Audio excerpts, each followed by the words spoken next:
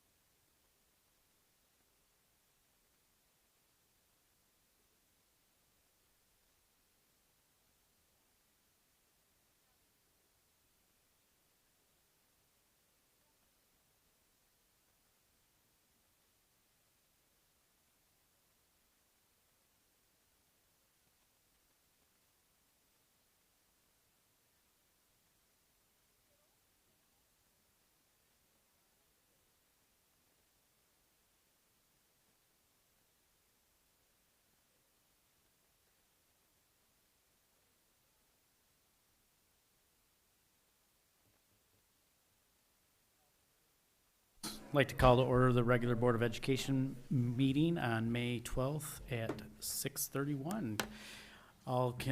Whoever can stand, please stand for the Pledge of Allegiance.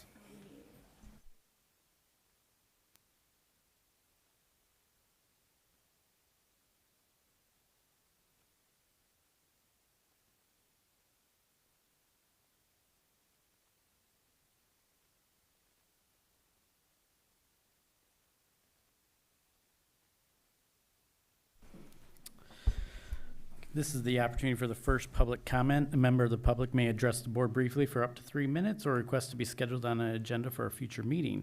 Please note that students will be given priority to speak on any topic. The first public participation portion of the meeting will normally be limited to 30 minutes and will be limited to agenda items. The second public participation portion will be offered at the end of the agenda to allow for other comments. Individuals addressing the board should observe the rules of common courtesy. The public participation portion of the meeting cannot be used to make personal attacks against the board members, district employees, or students. And I do not see any, so we'll move on. Response to previous public comment, I have none. And then revisions and approvals of the agenda. Board President Austin, I need to remove item 8D under action items this evening. Okay. So we're going to remove item 8D. So can I have a motion to approve the agenda as revised? So move, Stebbin. Support. Support Tizities. Okay. All in favor, signify by saying aye. Aye. Opposed, hearing none, motion carries 7-0. Great. Student Showcase, the Costa Rica Cultural Immersion Experience. Presenters are Addison, Elise, Cruz, Owen, James, and advisor Astrid.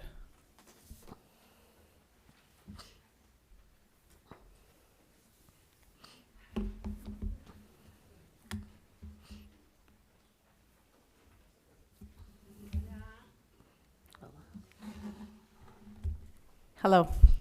Good evening. My name is D.E.I.A.C. and one of the Spanish teachers at Saline High School. I came here to say thank you so much for allowing us to have this wonderful experience that go far beyond the classroom can do. I have a little list here with me because there's so many thank you this time. I need to say thank you to these wonderful students and each one of them that came to this trip and show compassion, teamwork, and every single activity we did, everybody praised their behavior, as always they do. I need to say thank you to the chaperones. At this time was Senora Sentimani and Lucas Coker. Thank you for supporting all the time during all our time abroad. Thank you for the core team for helping us and bringing us safe, helping us with the flight.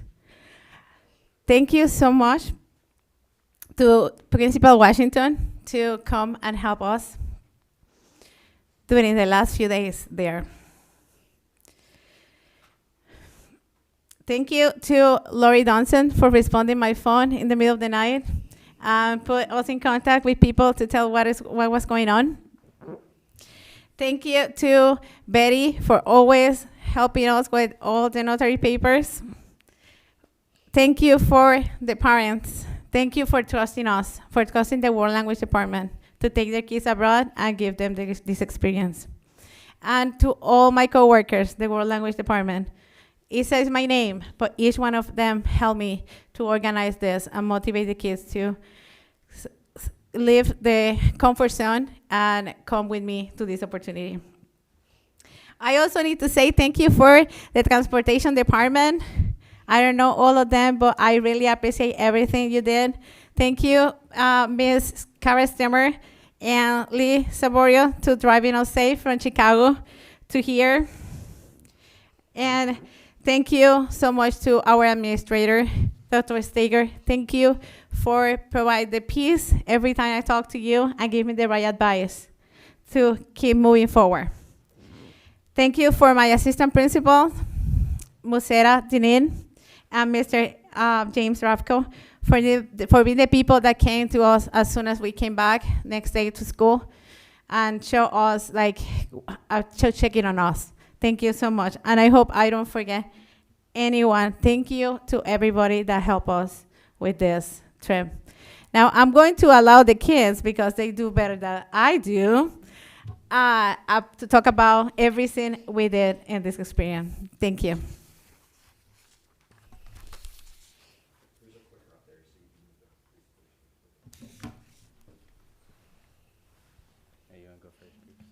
My name is Cruz Hansen. I'm a junior at Saline High School. My name's Gael, and I'm a sophomore. Oh, that's me. My name's James. I'm a senior here. And my name is Owen, and I'm a junior. And my name is Ellis, and I'm a senior.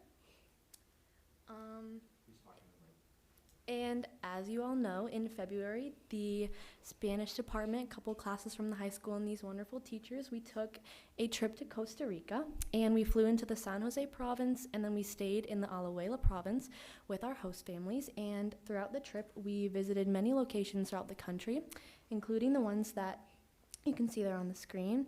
And then throughout our presentation, you'll notice that at the top of the slides, we've identified some of the compass connections that aligned with the experiences that we had during the trip and the activities that we did. So thank you for listening.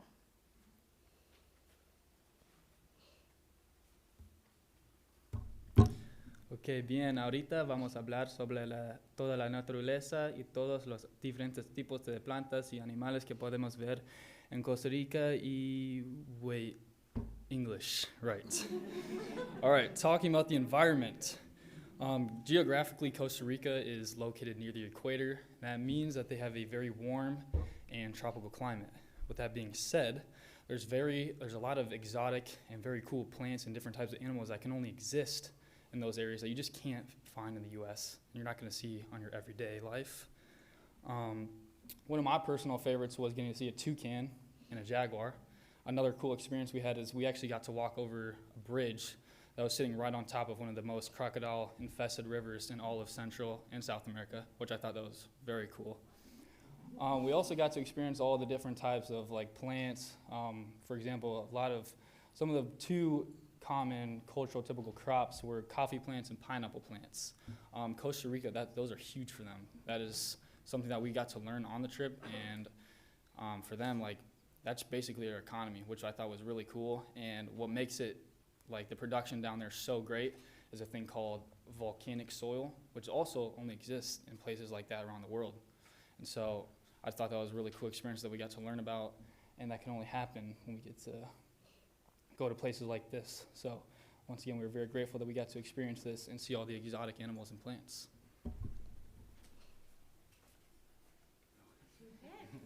All right, my personal favorite slide on this whole slideshow is the food. All right, so Costa Rica has the best food I've ever tasted in my entire life. And that's for many reasons, but truthfully, the biggest reason for that is they're kind of known as healthy eaters, at least they like to call themselves that. It's because of all of their food is very nutrient dense. They don't have a lot of processed food, or because they don't really have a lot of access to processed food out there, which I thought was amazing. Like I said, it's the best food I've ever had. Some of the common cultural foods you can find is sopa negra, it's highlighted in the red, gallo pinto, highlighted in the yellow, sorry, it's a little hard to see, and tamales, highlighted in the green. My personal favorite was the sopa negra, top left. It looks a little strange, but it's really good. What's kind of cool about this is that, like, for the majority, every Spanish country is going to have somewhat the same food, but every country also has its little version of each food, so it's kind of different in every single one, which I thought was really cool. Like, in America, you're just going to get, like, the Americanized version of this, where you go to Costa Rica, and I'm like, wow, that is, like, crazy good. And what the final piece of that is, like, also real quick, at the bottom right of your screen, me and some of my friends, we went to a local McDonald's and we found a chicken wing. Thought that was crazy. Anyway, so overall, our group and all the students, we got to learn how these foods are prepared and what goes into it, and ultimately we can take that home with us. And for example, I had to tell my mom, like our guest family, she wrote down all the stuff and what you need to do it, and my mom made some of these, and they were amazing. They didn't taste quite as good, but they were almost there. But yeah, and going on this trip allowed us to experience all these different types of foods, and it was just an overall great opportunity. Okay, so for this slide, I'm Gael. For this slide, each person's going to talk about their experience with the host family. This was definitely for me, and I can say for many of the students, a highlight to this whole trip, because through here we got to experience what many families here in the U.S. don't have, which mainly in Costa Rica, a lot of the families is just a big family and they live all together, or there's always someone coming in and out of the house and you get to meet new people and learn about them. And one of my favorite things about going to Costa Rica and having a host family was just talking also about ourselves, and we got to interact. With that, me and Owen, we shared the same host family. It was a small house, but it was really nice. It was just us and two grandparents. But every night, you can see in the bottom right, there's 3 grandkids. And they would always come at night, and we would play board games, and we would interact and just learn about each other. And I can also say that being with a host family has definitely improved my Spanish, and it gave me this courage to talk in Spanish. I can say, Owen, he was very shy on the first night, but in the last few nights, he was always talking. He was talking more than I was, and that was great to see. Yeah, so I roomed with Cruz, and that was a good experience. But at first, it was kind of hard accommodating to like just hearing Spanish all the time when you're just so used to English. And they had this little daughter. Oh my goodness, she was so adorable. 4 years old. Her name was Dinah. And then they had this like smallest puppy in the world. It was like hand size, named Loki. It was so cool. But it was definitely like a good learning experience to just hear all that Spanish. It's like I'm learning something in psychology. It's called the mere exposure effect. When you hear something or around something a lot, you tend to attract that thing. So just hearing a lot of Spanish made me want to talk Spanish. It made me just have more of a passion to understand Spanish. So I just really appreciate the fact that we were able to go on that trip. And I'm glad that I met Dinah. She was so adorable. I can't. So, as formerly stated, my experience was very similar to Gael's, but there is one factor that I really want to point out, and it's just getting to converse with like the family members amongst all different ages and kind of get different perspectives of people of all variety of ages living in that country and experiencing that culture. Like an example would be Adam, the little boy over there in the corner. He took a trip to Burger King and he came home with a Peppa Pig toy. And it was like he was so joyful and enthusiastic about this Peppa Pig toy. He wouldn't let anybody touch it. It was like his baby, his pride and joy. And I gotta say, in Spanish, verb conjugations are a major factor of speaking. And getting to speak about myself and towards others allowed for me to enhance that ability so much more. So I'm a lot more comfortable speaking in Spanish now. And yeah. Just like everybody else, I had such an amazing experience. I remember one of the standout memories is there was a little grandson in my house. His name was Tiago, and my first night there was my birthday, and he brought me a little rose, and the family sang me a birthday song, and that was just so amazing to look back on and remember. And then the last thing that I want to point out is that I can speak for myself and a lot of other people from talking about before the trip and even right before we met our host families. It's nerve-wracking to be in that new environment and to have to rely on speaking in a language that you're not so comfortable with. But I can say, and I know a lot of other people, probably everybody felt the same way, is that right off the bat, the host families were so accommodating. They were so kind, so patient, so giving. They really made us feel safe and accommodated right away. And within the first 15 minutes of meeting them and stepping inside their house, all my anxiety went away, and I just had the best time. So when I first got to Costa Rica, like I said, it was very nerve-wracking, but Ellis pointed it out. They were very welcoming, and so I just felt very comfortable in speaking my Spanish. Like, I may not have been the best. I may have messed up a lot, but they were very understanding and very compassionate in that regard. And even when I came back home, I met a lot of people, a lot of Spanish-speaking people, and I just felt so much more comfortable talking with them because of that experience that I had. For example, I was out one time in Ipsy, and there's like a taco truck, and I tried to speak Spanish at first, and I don't think he understood me. So I was like, hablas español? He was like, sí. So I proceeded to have that conversation with him in Spanish, and I feel like I would not have done that if I didn't go on that trip. I wouldn't have had that courage, have that braveness to just speak with them. And so I'm really appreciative to have that opportunity and have that experience that I was able to use that to my advantage right there. Throughout our week in Costa Rica, we got to meet a lot of very nice people. But the three main ones, and for me it's one of the highlights of the trip, was Freddie, Kenneth, and Michael. I'll start with Michael. He's in the bottom right with Senora Santevani, and he was our tour guide for the pineapple plantation we went to. And because of him, Cruz talked about it a bit earlier, just about the economy of Costa Rica and how many people have these pineapple plantations, and that's how they profit. And he got us to teach how to find the best pineapple if you go to a grocery store. He talked about the soil and just how people make it.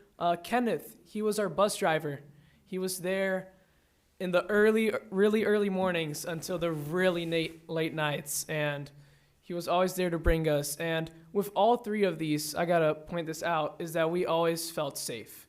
I feel like many people are worried about going to a country that they don't know, and they're just worried about their safety. But I can promise you, with these, especially these three guys, we felt so safe.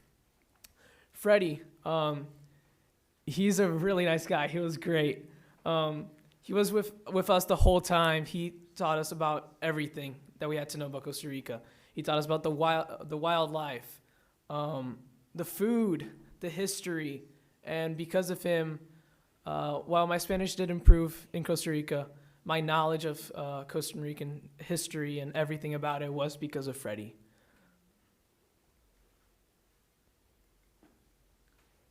All right. So while in Costa Rica, we did acts of community service, and we actually went to the D.E.I.C, which is a church, and we help feed immigrants there.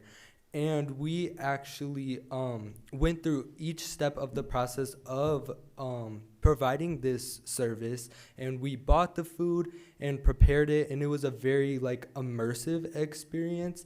And getting to see the reactions of the kids and the families and watching them all spend time together in a very loving environment was very touching, and getting to be able to kind of provide that happiness and that comfort to them really was a heart-touching moment for me. And it was definitely one of the more emotional experiences in Costa Rica because none of us wanted to leave. We all had such a great time with the kids, and everybody was super interactive. I had an hour-long conversation with a mom there, and she was a native speaker, and I learned so much just from that conversation and just from this experience in general, and it really put into perspective for me how impactful those acts of kindness are, whether it be there or here.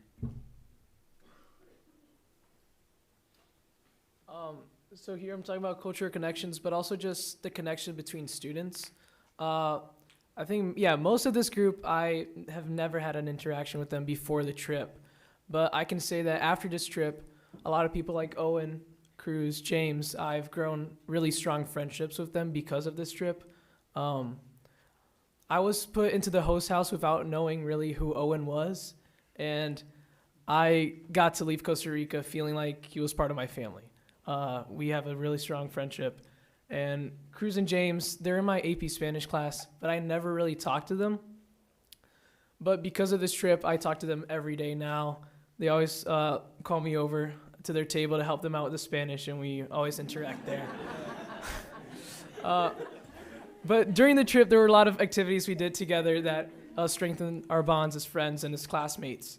You can see at the top left, it's me, Cruz, and Peyton. We made pico de gallo, and the whole class together. At the bottom right, we made patacones, which is like a plantain chip, and we just did that together, and we got to eat after. So that was great. There were other places that we went, museums. We learned about the history together. At the bottom left, I think that was the second night, we got to do a dancing class, and we got to listen but also dance to a lot of Latin music and different types of musics, and each type of dance have their own steps that you got to do, so and that was really fun. And then the last two, pineapple and coffee plantation, we just got to learn about the economy of Costa Rica and how they do this and how they're able to make this for a living, and that was great to learn too. This has kind of already been said, but just to kind of reiterate and talk about this again, a really great opportunity during this trip was to learn about the history, as we've said, the past and present of the Costa Rican economy, and we learned about that through activities such as going to a coffee plantation, and also through Freddie, like Gael said, he really taught us so much on those long bus rides. And we also had a really cool opportunity to visit a museum that kind of focused on the history of Costa Rica as a nation and kind of some of those main events that helped shape the country to be what it is today. And so that was another highlight of the trip. And then to sum up, I think I can speak on behalf of myself and for everybody here that the most influential takeaway, highlight of the trip is just those new perspectives and new understandings that you gain as a young person traveling to a new country. We were just so lucky and to be able to engage in the environment and the culture and stay with those host families in a new country. And we got all of the amazing opportunities that we would have had as tourists, such as like engaging in those customs and that way of life, and in, talking with people from the local area. But we also got that added bonus and that added amazing experience of being actively engaged in that culture with staying with those host families. And that's just a truly unforgettable and, what's the word? Priceless experience. And yeah, it's really something that you cannot get inside of a classroom. And that's one of the most unique and special things about this trip. And so to wrap up, you can go to the next. Thank you so much for listening to our presentation. We really appreciate, we're so grateful that we were able to be a part of this amazing experience. And yes, thank you so much.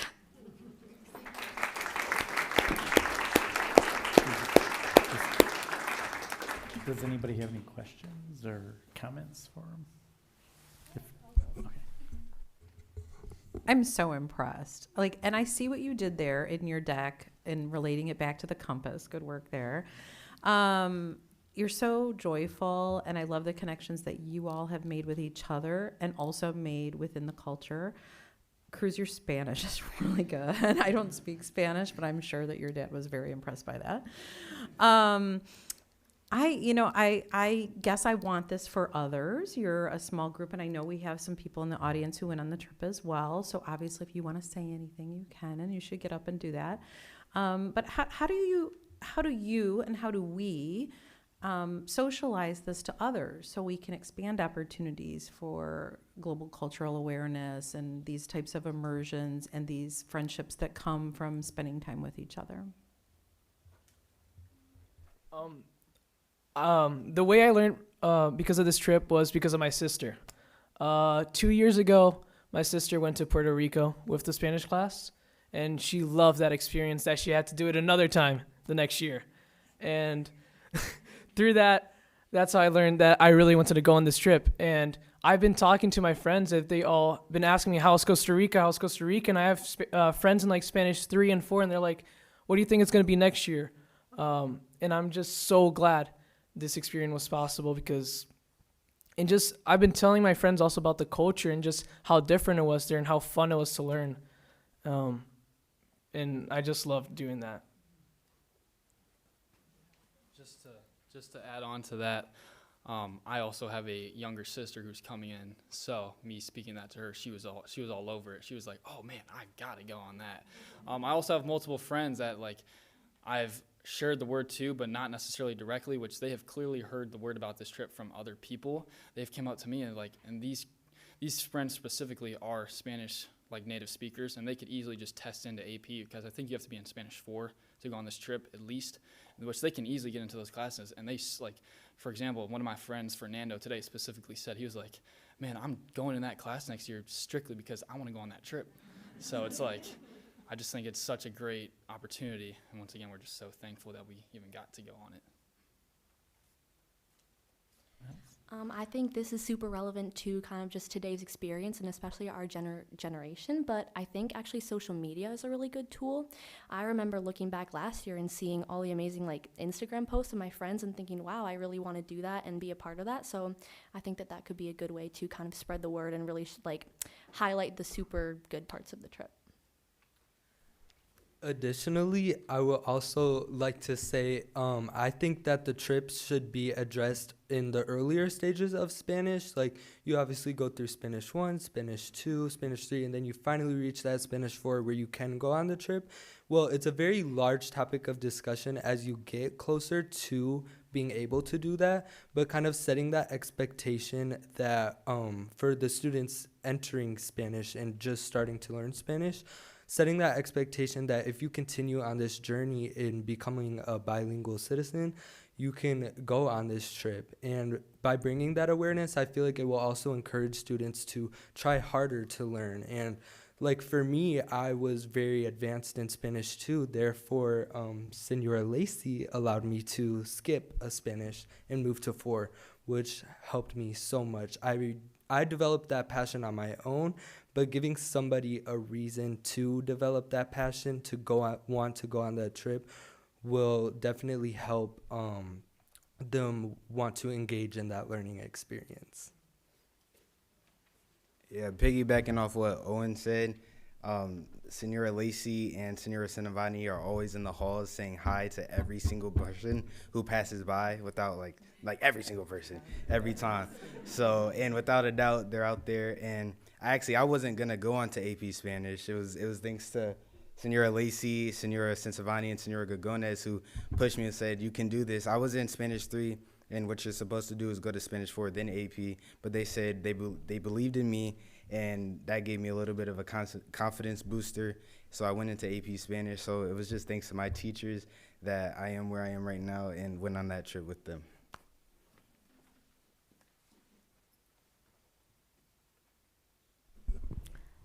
I was curious where the immigrant families that you served were immigrating from.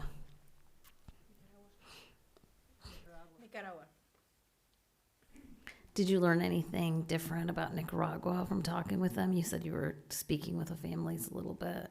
Yeah, so we just kind of talked about like standard like family norms, like what she likes to do with her family, what it looked like. She actually had her son there with her. We didn't really talk too much about why she moved from her country, but she did deem it a very beautiful country as well, which I thought was very beautiful. But yeah, we just kind of touched base on like family structure, like what they like to do, and kind of what her initial thoughts of her home country were. That's great.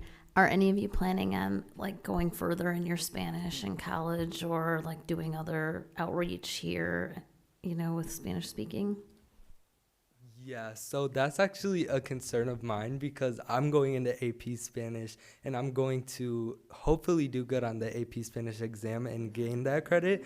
But it's like, do I really want that credit? Because I want to go into college and still immerse myself in the language and hopefully learn more, because I find a lot of passion in it. And I feel like language is such a strong form of expression. It's your strongest form of expression, in my opinion.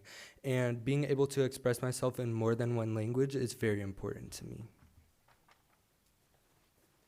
Yes, after Costa Rica, I was dedicated on trying to go back to some other South American country or Central American country or just Spanish-speaking country in general. So I talked with my college coaches, and they said that they do have study abroad where I'm going. So I was very proud to hear that because I really want to go back and eat that food because it was good. And yeah. I was actually down to kind of the very last days on making a college decision. I made that decision on May 1st, and I chose actually to go to Kentucky, where I'm going, because of the Strength in Their Language program, and I really wanted to double major in Spanish. And it is true that this trip really kind of propelled that, and AP Spanish, of course, with Senora, because it's amazing. But it really kind of propelled that interest in me, and I don't really know what I will do with the language. I think just having it as a skill is just super important. It looks good on a resume. It's just you just feel like a well-rounded person. But yeah, I think I'll really enjoy studying that in college, and I think it's just a great thing to do. For me, Spanish has always been part of my life, and I've always had some sort of idea of wanting to either go visit a Spanish country or even live there possibly for a time. But going to Costa Rica only solidified that idea, and I will be doing that at some point in my life. Great. Any other questions? I do want to kind of reiterate all the. Oh, Jillian, go ahead. I really want to know how you find the best pineapple. I need to know this information. Somebody spill the information. Unless it's classified, then don't. But I want to know.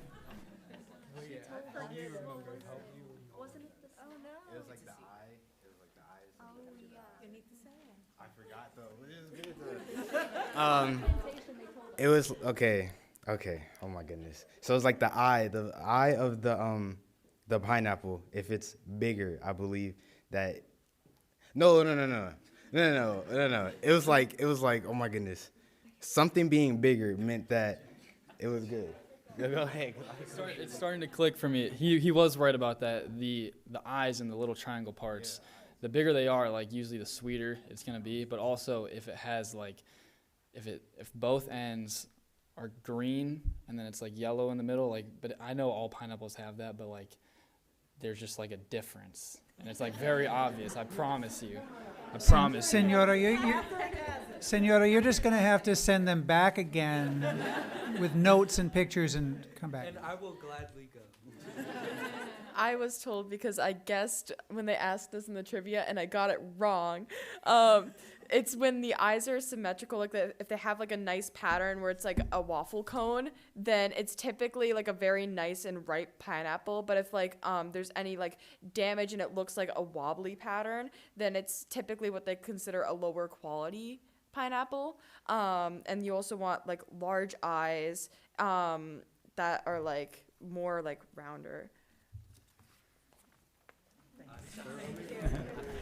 So I just want to reiterate the thanks. I know at the end of the trip, all the things that kind of happened at the end, and it was just amazing to get all the feedback from Rachel and Miranda and Laura getting on an airplane so quickly and going down. They worked a lot of hours, and I really appreciate that, and it really shows a strong bond for our community and our school district. I'd like to echo that and thank Astrid for your work bringing all of our students home safely and for all of your work with our students in the classroom as well. Thank you. And if we can go over to the side there and we'll get a picture real quick, that'd be great. Thanks. And everybody that's sitting down who also went, they should be in the picture.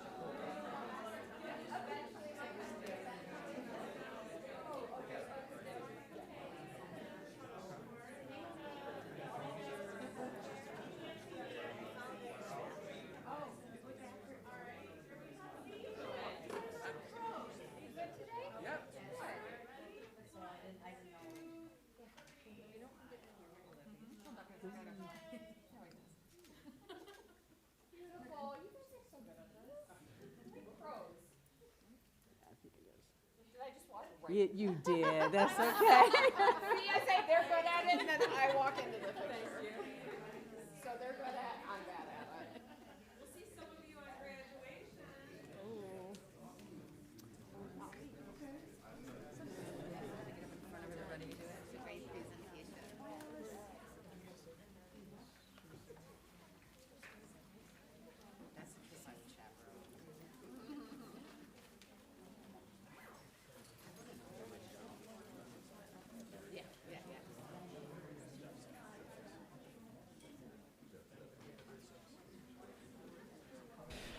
I guess there was a phone found in the bathroom and it's set out there. Not sure whose it might be. I don't know. It might be Michael's.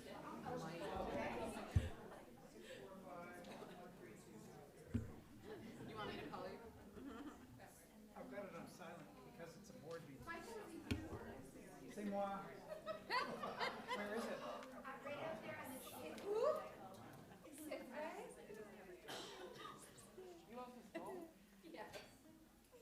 Thank you, Darcy.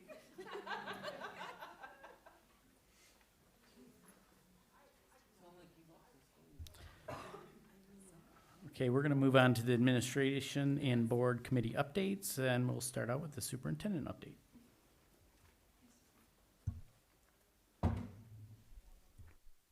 Thank you all this evening for having me up here for a change. So when I interviewed for this role about a year ago, seems like yesterday, I talked about strengthening systems of support, leadership pipelines, and planning proactively for our future in Saline area schools. Since then, I've continued to update the board, our community, and our staff with the intention to follow up and follow through on that work. So tonight's update is part of that continued commitment. It's not simply about introducing new folks or new roles, but about showing how we're building capacity, continuity, leadership within our system. So as we continue to be the wonderful organization we are, it is because of the people closest to students, and that's important here.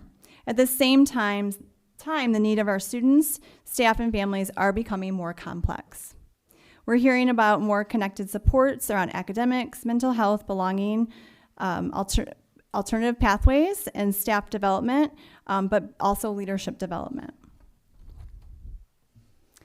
So as you know, and I've shared with the community and the board many times through this ongoing feedback, iterative feedback from teachers, teacher leaders, students, families, SASA, and our other partners, we had some priorities to make clear and to continue building on. We also needed to consider planning ahead for continued leadership building and transitions so we're more proactive, intentional, and sustainable. Leadership pipelines grow talent, strengthen systems, strengthen our schools, strengthen partnerships with families, and help us create better supports for students and staff. So this approach will help us moving from reactive and more intentional needs to more anticipation for them and being ready. More importantly, it helps ensure our students, staff, and families experience this district as the wonderful and connected and continuing to be connected, prepared, and committed for all of our long-term success. So with that, I have some folks tonight who are going to join me, and I've asked them to share a little bit about their background and a little bit about themselves with you and the community. And I'm going to start with Kara Davis. Kara Davis has served the Saline area schools community for nearly 3 decades. She began her career as a middle school teacher before moving into district leadership through roles including instructional designer, teacher and learning lead, and currently executive director of teacher and learning. Throughout her career, Kara has played a central role in advancing curriculum, instructional systems, professional learning, and continuous improvement efforts for our district. She serves as our MyCap coordinator, works closely every day, lots of hours, with our district and building leaders, teachers, to continue strengthening supports for teachers and our PK through 12 instruction. She has led many important initiatives throughout her time with Saline area schools, both as teacher and leader. Her deep knowledge of our district, long-standing relationships, and commitment to students and staff, and continuous improvement position her well to step into the role of Assistant Superintendent of Teaching and Learning. So this time I'd like to welcome the leader of the Teaching and Learning team, Kara Davis. Thank you, Dr. Kowalski, Board of Education, and of course my Saline area schools colleagues and my many mentors across the years for the support, confidence, and trust reflected in this appointment. It truly has been an incredible privilege to serve Saline area schools, as Dr. Kowalski said, for nearly 3 decades.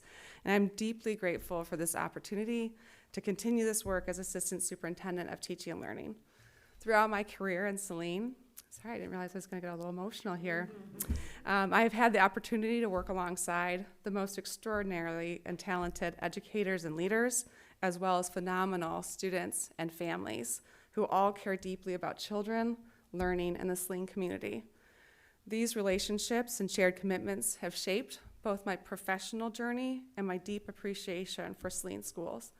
I am truly excited about the work that is ahead of us alongside of my team, and I remain committed to partnering with Saline staff, students, and families to advance high-quality learning experiences, coherent systems, and equitable access while continuing the growth and success for all of our students across Saline area schools. Thank you very much. I look forward to what's next.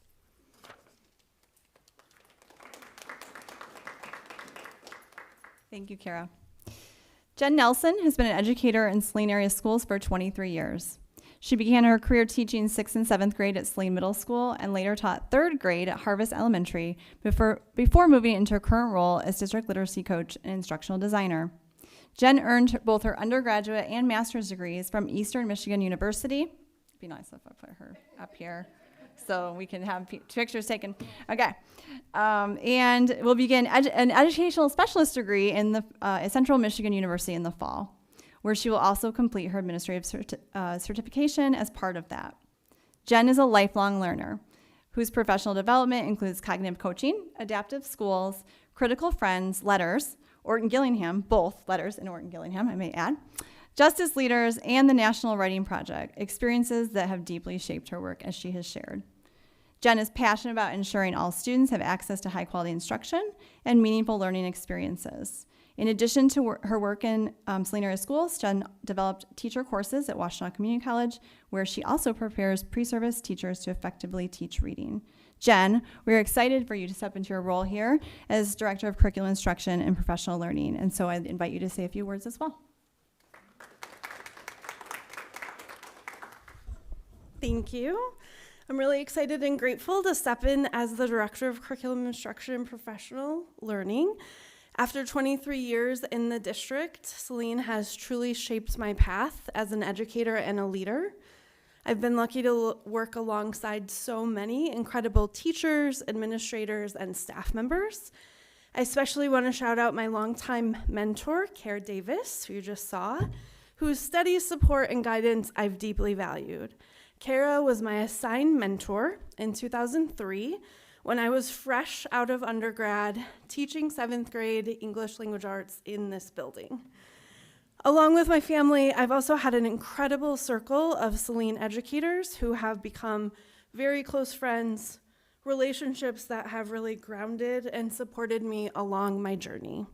Looking forward to continuing this work together for all of our students and community.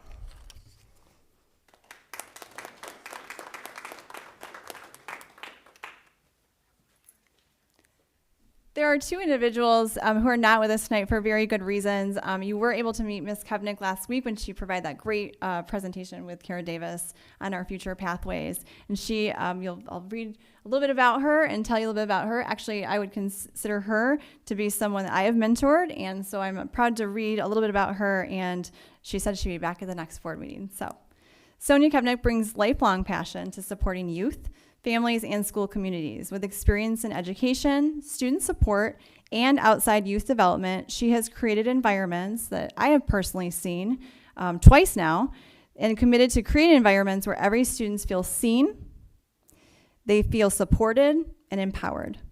She is currently pursuing her PhD at Western Michigan University in K-12 educational leadership, which is, from what I understand, part of why she could not be here this evening, and continues to grow her leadership practice with a strong focus on student advocacy and school culture. Prior to her role with Saline area schools, Sonia did serve as principal at Leonidas Elementary and Thrive Academy, and also was the director of student support in Colon Community Schools. I will tell you, in each role, she has focused on strengthening relationships with staff, with families, with students, supporting the whole child, and ensuring they have access to resources and opportunities that would have blown their mind before knowing about them. Before moving into school leadership, though, Sonia worked with youth and families through the Kalamazoo area in family program management, and was a program development coach, and worked with students as part of her commitment to trauma-informed and social-emotional learning experiences and practices. She also worked with youth in residential and prevention programs. Sonia believes in strong schools. I know that. I'm fortunate to have know that you've met her before, and I am looking forward to her collaboration and the continued connections she will build with students on different pathways who need different things, as well as the staff, families, and community in Saline area schools.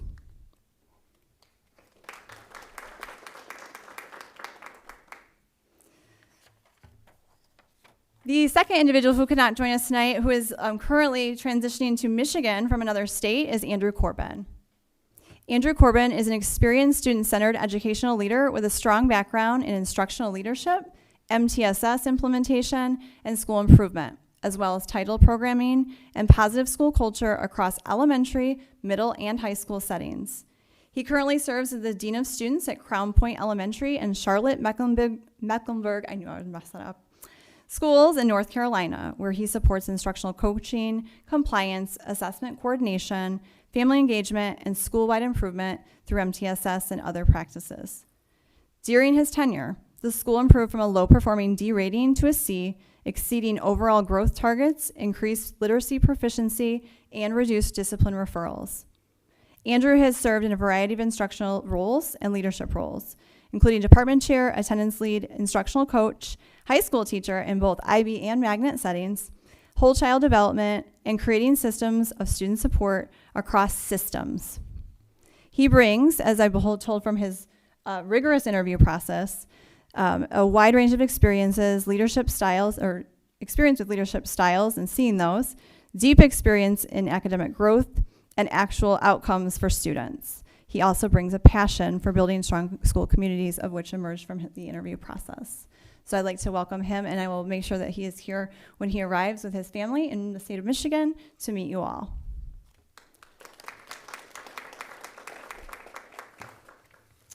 Before I introduce our academic deans, our newly appointed academic deans, I want to connect these roles back to a larger strategy of which I've talked about. These positions are not about adding another layer, they're about adding meaningful, certified, qualified individuals to building level capacities where our youngest learners, our principals, and teachers and families need it most right now. Academic deans will work closely with their principals, teachers, students, and families to strengthen instruction across our system, support student behavior, school climate, social emotional learning, 504 supports, and daily problem solving. You will, I promise. Just as importantly, these roles create a leadership pipeline for talented educators from Saline area schools and beyond who will remain closely connected to classrooms while developing the skills they need to lead now and lead into the future. This is a proactive investment in consistency, support, and future leadership. At this time, I'd like to welcome Jill Parrish in just a moment up here. Jill Parrish is an experienced elementary educator and instructional leader with 12 years of experience serving students in Michigan, Utah, and Minnesota. She currently serves as a third grade teacher and building improvement chair at Woodland Meadows, and where she's helped to lead school-wide improvement efforts focused on student achievement, MTSS, PBIS, and social emotional learning. Throughout her career, Jill has demonstrated a passion for collaborative leadership, for building strong relationships with students, families, and colleagues. She holds a master's degree in education from the University of Minnesota and Western Governors University, along with a bachelor's degree from the University of Georgia. As both the Saline area schools parent and educator, Jill is deeply committed, as she shared with the interview committees and through the rigorous process, to supporting students, demonstrating that every day, empowering staff around her, and strengthening the school community of which she serves. So Jill, we're pleased to recognize this important step in your future here in Saline area schools, and I'd like to invite you forward as well.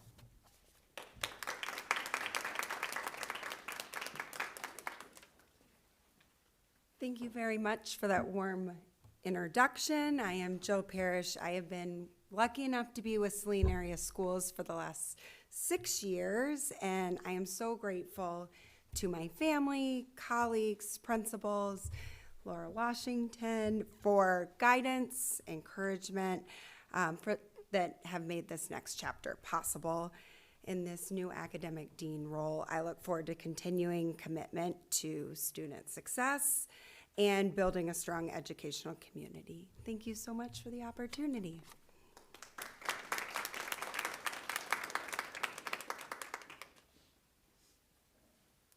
And also for one of our newly appointed academic deans from our, again, process, that they were just so impressed with Chelsea Cicero as well. Chelsea has served at Saline area schools and has been an educator for 13 years, including the past 7 in the district.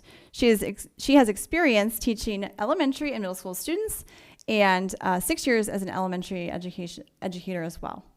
Throughout her career, Chelsea has served as a teacher leader for us for the past 2 years, and as I know very well, has stepped into the substitute principal and assistant principal roles several times in the past year for sure and beyond at various levels, and we appreciated her doing so. Chelsea earned her bachelor's degree in elementary education from St. Mary's College, a master's degree in administration from Concordia University, and a master's degree in educational technology and instructional design from Western Governors University. She's participated in a number of professional learning opportunities. She is passionate about building positive relationships with students and staff, creating engaging learning environments, and supporting academic growth and student well-being. And I've heard we're excited for your leadership, energy, and the student-centered approach you brought to the process. And so Chelsea, if you'd like to come and introduce yourself and say a few words.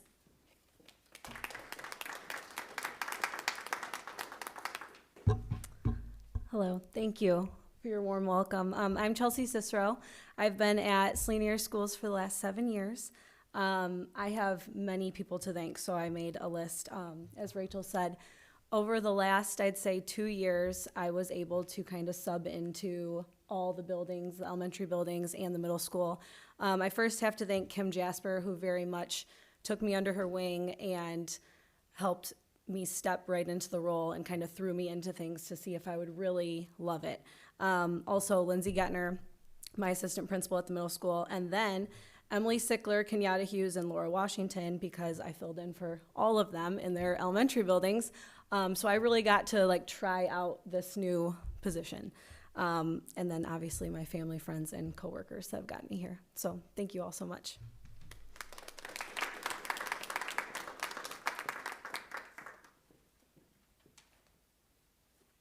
So that concludes the newly appointed administrators for the SIASA contract and the work we did to reorganize pieces of the district to ensure we were being fiscally responsible, but at the same time building future pipelines for leadership. I'd also like to introduce 2 individuals who will provide leadership at the building level. And so the first individual I'd like to present, and I know his principal really wanted to stay, but I know there's a concert happening over there, Barry Burnett, who currently serves the Heritage School community as a teacher and teacher consultant. He has worked for Heritage for the past 7 years, including 2 years as a resource room teacher and 5 years as a teacher consultant.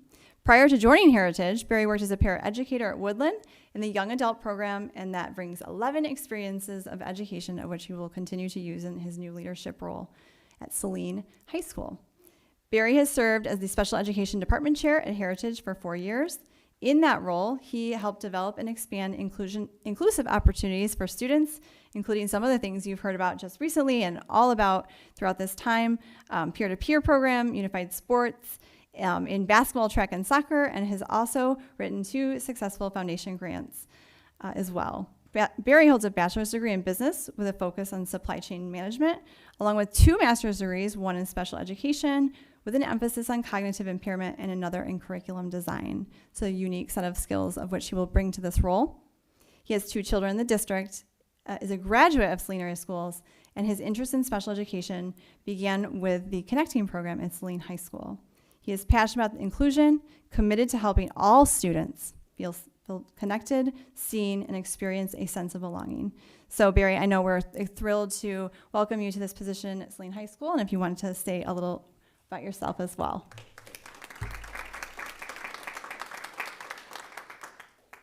I feel like I was just here not too long ago. Just want to first off by thanking all of you, including our admin team, for allowing me to take on this new role. It's definitely an area that we see as a need. Rachel, I appreciate your vision and expanding the opportunities we have for the students. Really would like to thank all the principals along the way. Laura Washington was able to stay. I started with her.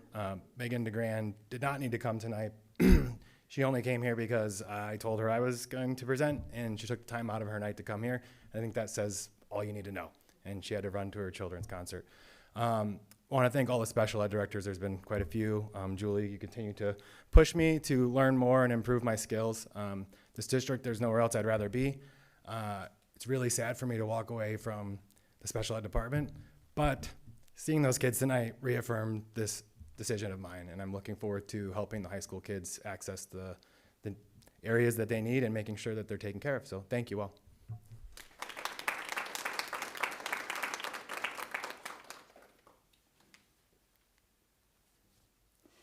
Last and certainly not least, although I don't see your friend here with you today. I know. I'm very disappointed about that. I apologize for the way I'm dressed. I came for my second job and flew over here, and poor Teddy didn't get to come. Teddy didn't get to come. I was going to maybe put his picture up here and welcome Teddy as well, but That's great. But Nicole, definitely not last and least, serves Saline Area Middle School currently as the social emotional learning coach, and will continue to serve Saline Middle School in a different role as the student support specialist. She has brought 24 years of experience from public education.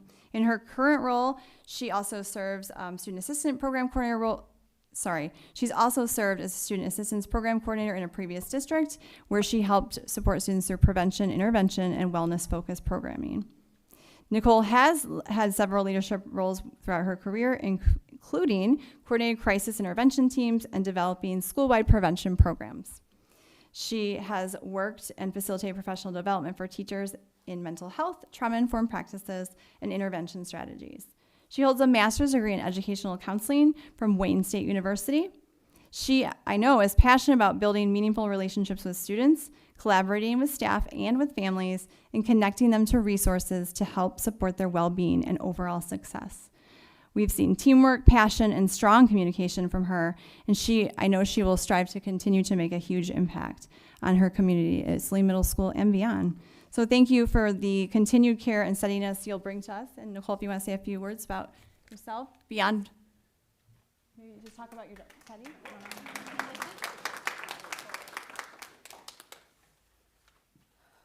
Lower the bar.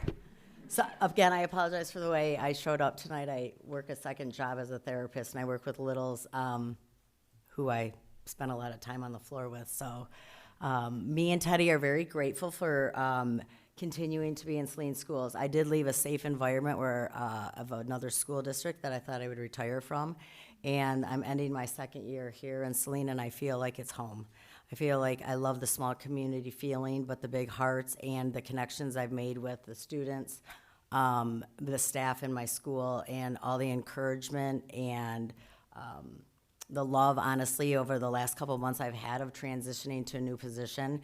And I love change. I love the new visions, and I'm really excited to be on board to move forward and work with everybody here in the district and at the middle school. So thank you from the bottom of my heart and Teddy's. We are very thankful for being here and look forward to moving forward with everybody.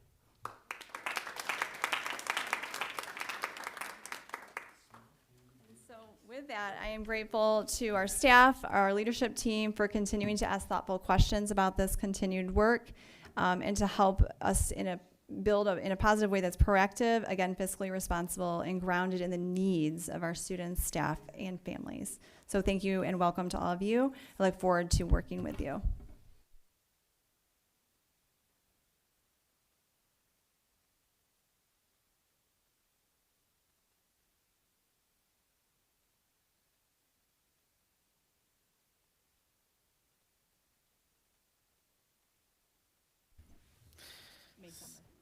Sounds good. Okay, so now we'll move on to our student representative, Jillian Hayes. I'm back. Yay! I'm excited. My time away, I was busy running the 2 mile and just the 2 mile in track. So I am very, very thankful for all of my board members for being so kind to me as I've been away for another couple months. Whoopsies. In my time away, I just want to put a little brag out there. I managed to get under 13 in the 2 mile. I'm officially the title holder of a 12:59.99 time. So, woo, woo, woo.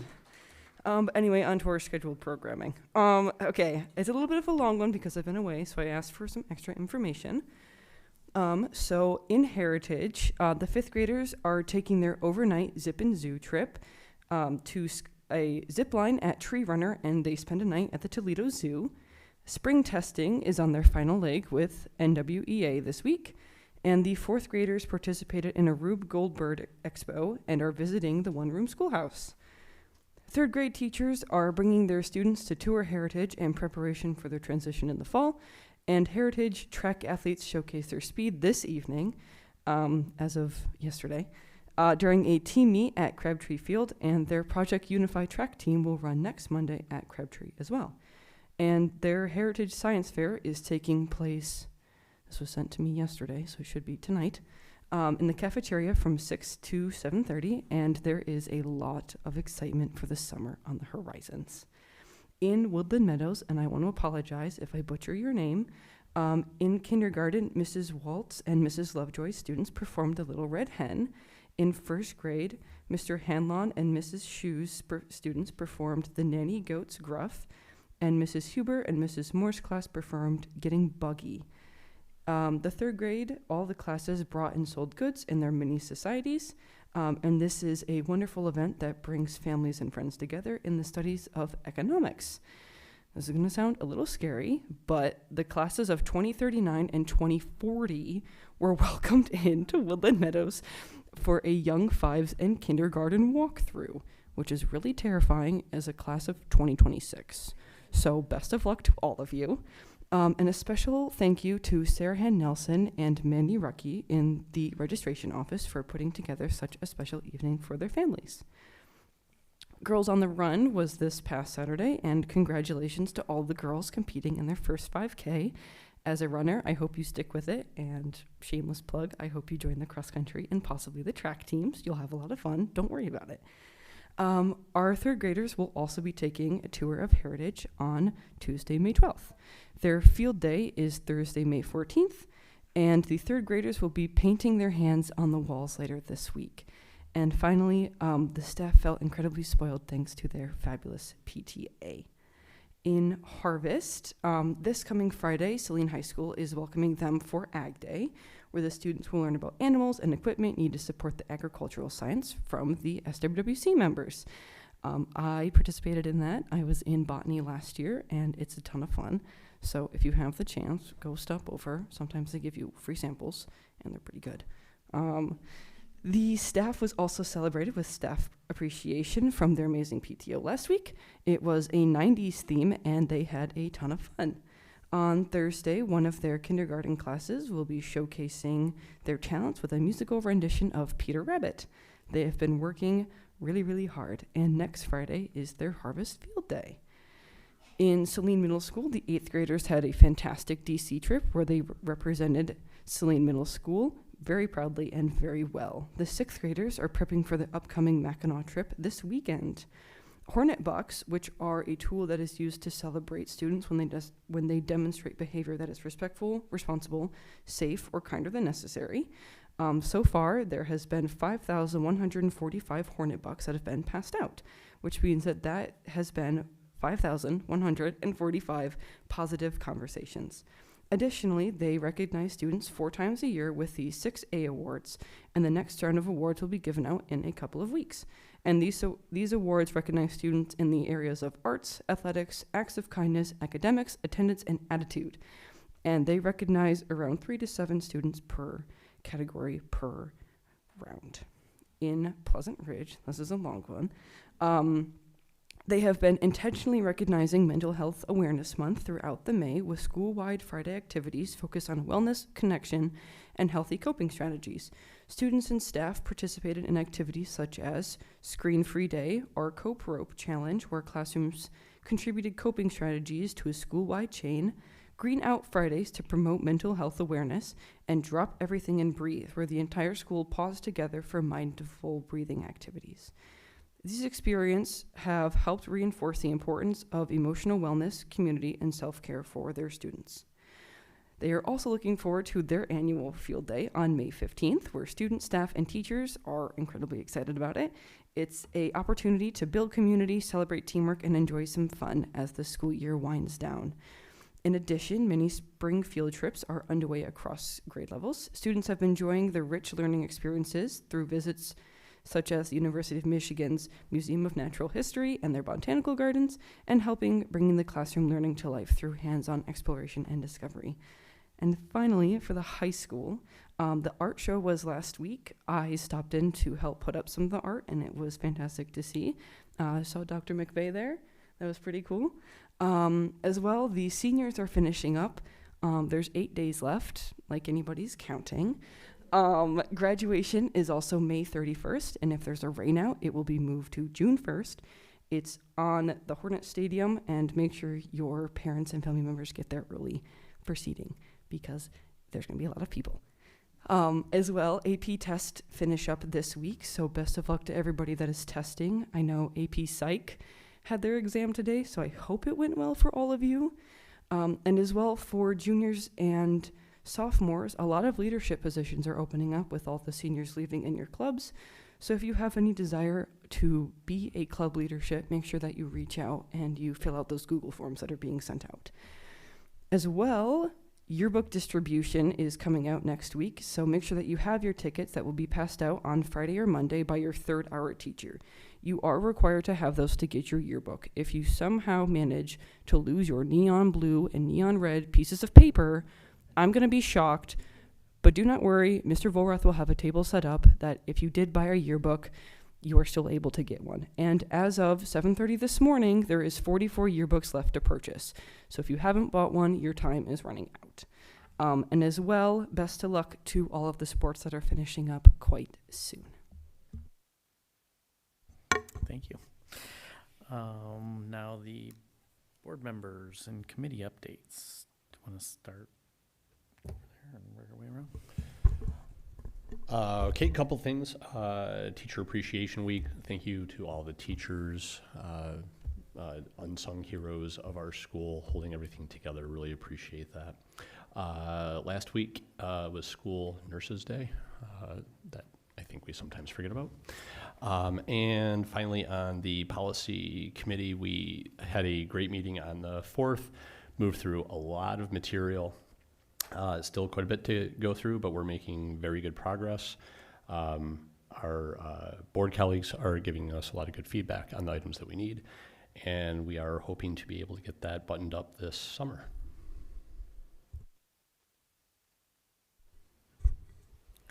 I just wanted to mention that I had the opportunity to visit Mrs. Stuckey's class for the kids were presenting, the 9th graders were presenting on biotechnology this week, which was a really great experience. It's awesome. It was pretty fun to watch Jillian's class and the PLTW students be the adults also. So we were giving feedback, and the kids were impressive, and continue my work on policy.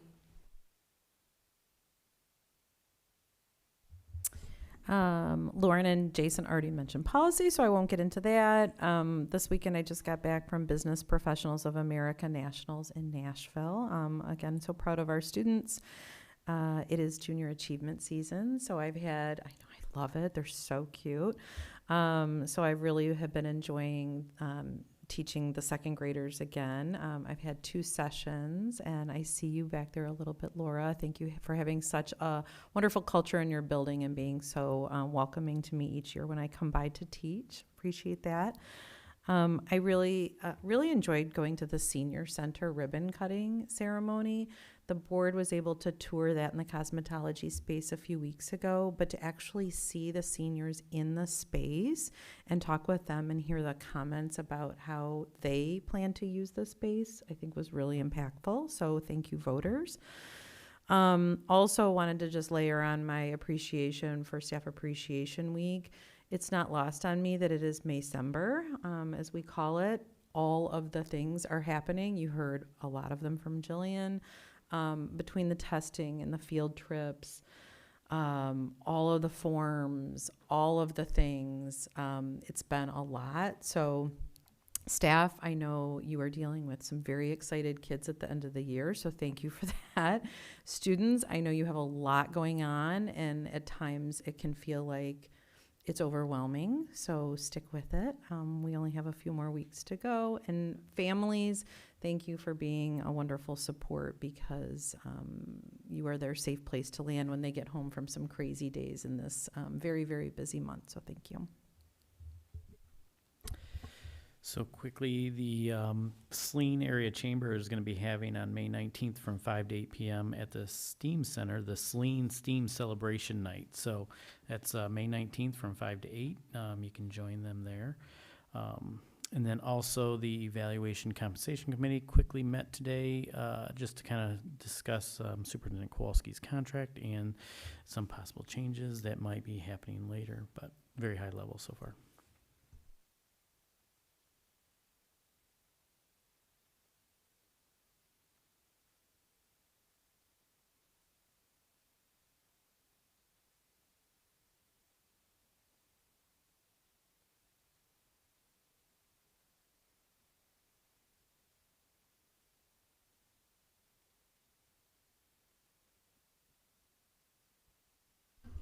This is the one you told me didn't work. No, you didn't. It's all right. I had the opportunity to attend my first D.E.I.A.C meeting the other week, and they are here to present to you tonight, so I thank them for their hard work. We do have a strategic planning meeting coming up on the 26th, and if you do get a chance, the STEAM celebration night on the 19th is going to be a lot of fun, a lot of activities planned.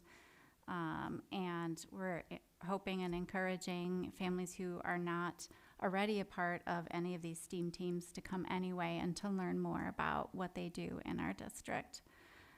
And of course, very grateful thank you to all of our teachers, our support staff, including parapros and transportation and custodians.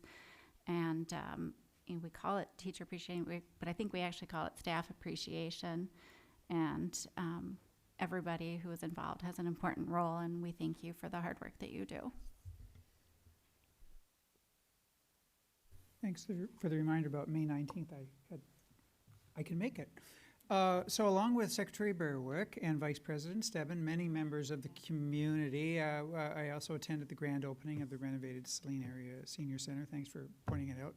I want to thank Rex Clary for his enormous work and your whole team, sir. Also, I'd like to thank the representatives from King, Scott, and Barton Mallow. They were Mallow. They were there, also in attendance. And I pass along, if you could, Rex. I've been so impressed with their outreach to the communities that they serve during the planning process. I attended a lot of meetings here. We all did some of the early meetings, and some of the meetings over at the Senior Center. I was there for one or two of those, and they were all very, very attentive. Along with many of you, I was at the District Art Show. It was pretty awesome, and I was always impressed with the scope of the art there. And it's really neat when you actually walk up and one of the little ones is looking at a piece that she or he did, and you get to ask them about it and talk about it. And they're just so proud and justifiably so.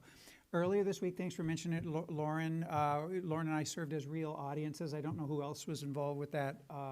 But I was also there this morning for our very own Brad Gerby's science class. Everything from bioprinting, and you were there too, Superintendent Kowalski. Everything from bioprinting to biological warfare.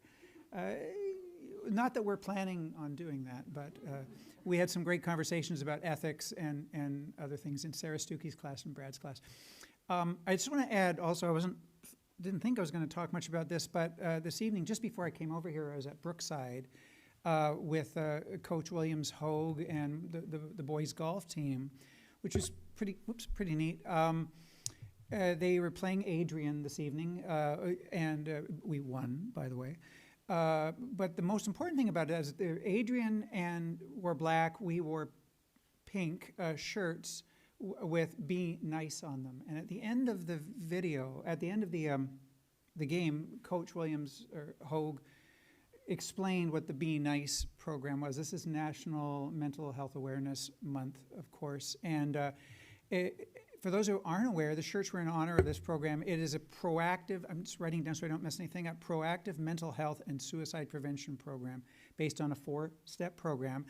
Notice, invite, challenge, and empower. And I encourage you all to look and find out more about what those mean. But Coach spoke with the boys, explained what it was all about. It was an excellent thing, and it was all recorded on video, and I think there's going to be more of that. They're going to be showing that later. Also, I wanted to add that through my work with the Michigan Association of School Boards, the Governmental Relations Committee met on Friday. So much legislation, so many bills going through legislature that relate to schools. I won't even begin to get on with them, but I do have a short list at home I can share with you via email. Also, just a reminder to our board, on Monday morning, bright and early, in the WISD, a lot of those same legislators for the state are going to be there, be at the breakfast, and we get to ask them some pointed questions, and we get to hear from them. And speaking of them, as part of my national work with ed tech organizations across the country, I was in Washington, D.C. last week. I just missed the 8th graders by 5 minutes. I know, I was ready. I ran across from one of the buildings. Which one? not Lincoln, oh, no, the Rayburn building. I ran across from the Rayburn building where we were having our meeting, and apparently I just missed him. I met with House aides and Senate staff, and I wanted to mention thank you to Debbie Dingell, our representative in Congress. We were talking about the need for high-quality professional learning for teachers and legal enhancements to keep student data safe. So there's a lot. It's not just here in this district. It seems to be everywhere there's activities going on, and I wanted to say thank you for the opportunity to represent Saline at some of them. Sir? The athletic committee has not met since our last meeting. We'll meet in 2 weeks. So I have no updates with one exception. I met a young man named Luke LaFleur. He's a senior on the baseball team and just a wonderful kid. And one of the most exciting plays in baseball is when you get to walk off the other team. A walk-off is basically on the very last bat of the game. You can get a hit or a home run, drive in a winning run, and the game ends. So Luke LaFleur had a walk-off hit the other night, extremely exciting, and it was against Dexter. Congratulations, Luke. I'm so sorry. I forgot one thing. Prom is this Saturday.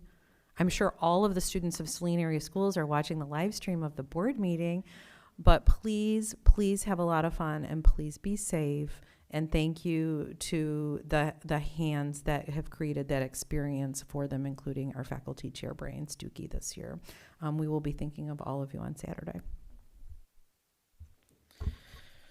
Okay, moving on to action items. Recommended motion to support or disapprove the adoption of the WISD 2026-27 budget resolution as submitted. McVeigh? Support Tizides. Okay. And Michael's going to give us a little rundown of it.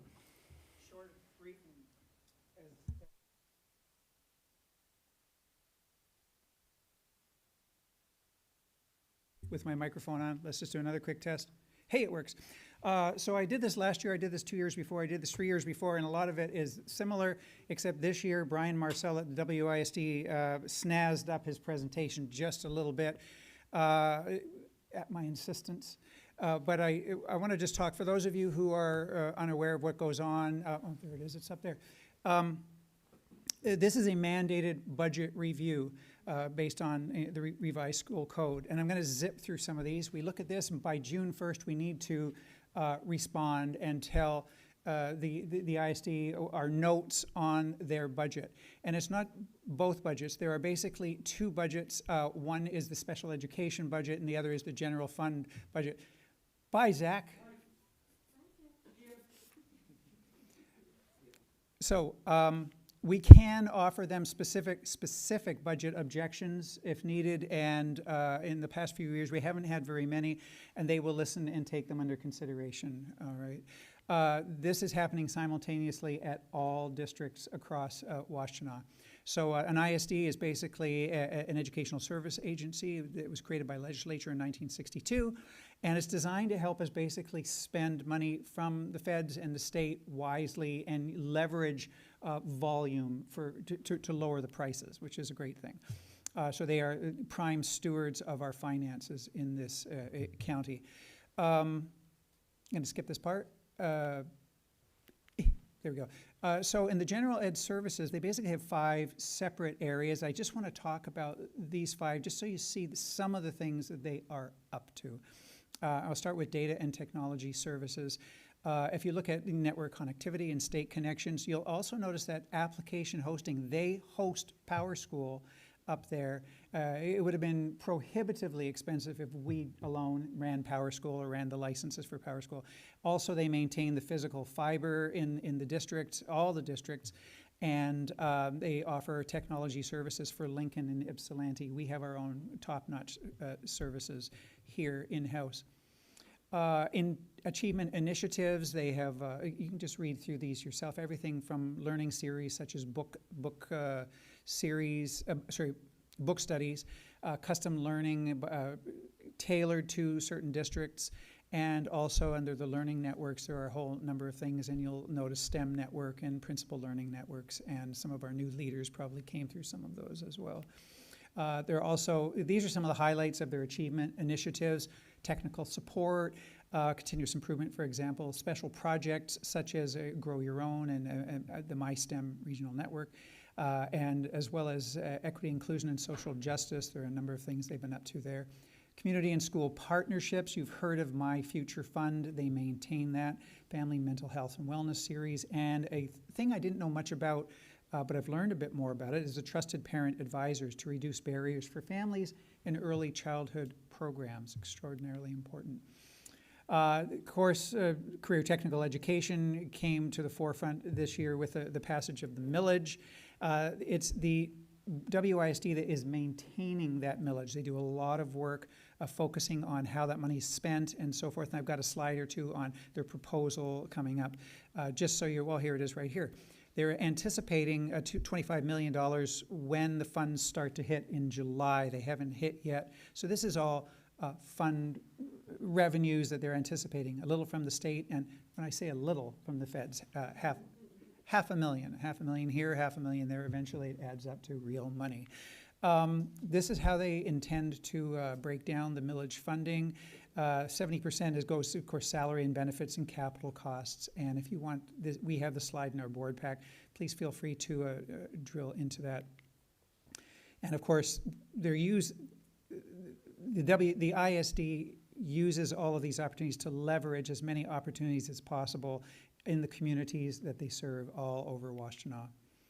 So I have you received in your packet a number of slides for a special education budget, which I'm going to ask you just to forget that you saw those, and we're going to focus instead on the financial budget slides because they're the ones we need to focus on. As you see, the monies that go into special ed and then get sent out from special education are about $170 million, give or take. The general ed fund, the numbers are about 43.9 versus 44.1 that goes out. Expenditures, very close, and their fund balance is set at 8.35. The Association of Washtenaw Superintendents chose that as the goal to save in the bucket. The general revenue sources, the largest by far is the state restricted grants of $23.6 million, and local monies and so forth are much smaller. State operations money and incoming transfer monies.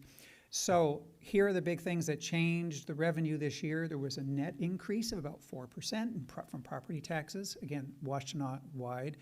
It assumes a reduction in the budgeted investment earnings from the last year.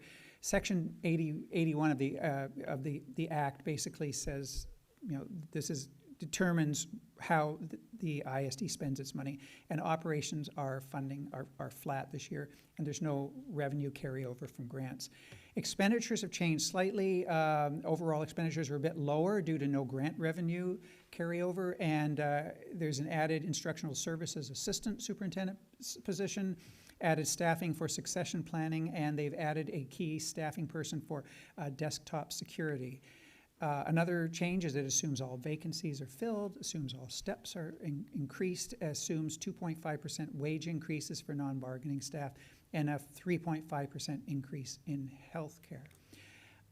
You'll see this is their fund balance. We do ours in percentages, they do theirs in dollars. And the projected numbers will change slightly and be probably closer to the $8.97 million from 2025. The next 2 years will be up that high as well to reach their goals of what they want for their fund balance.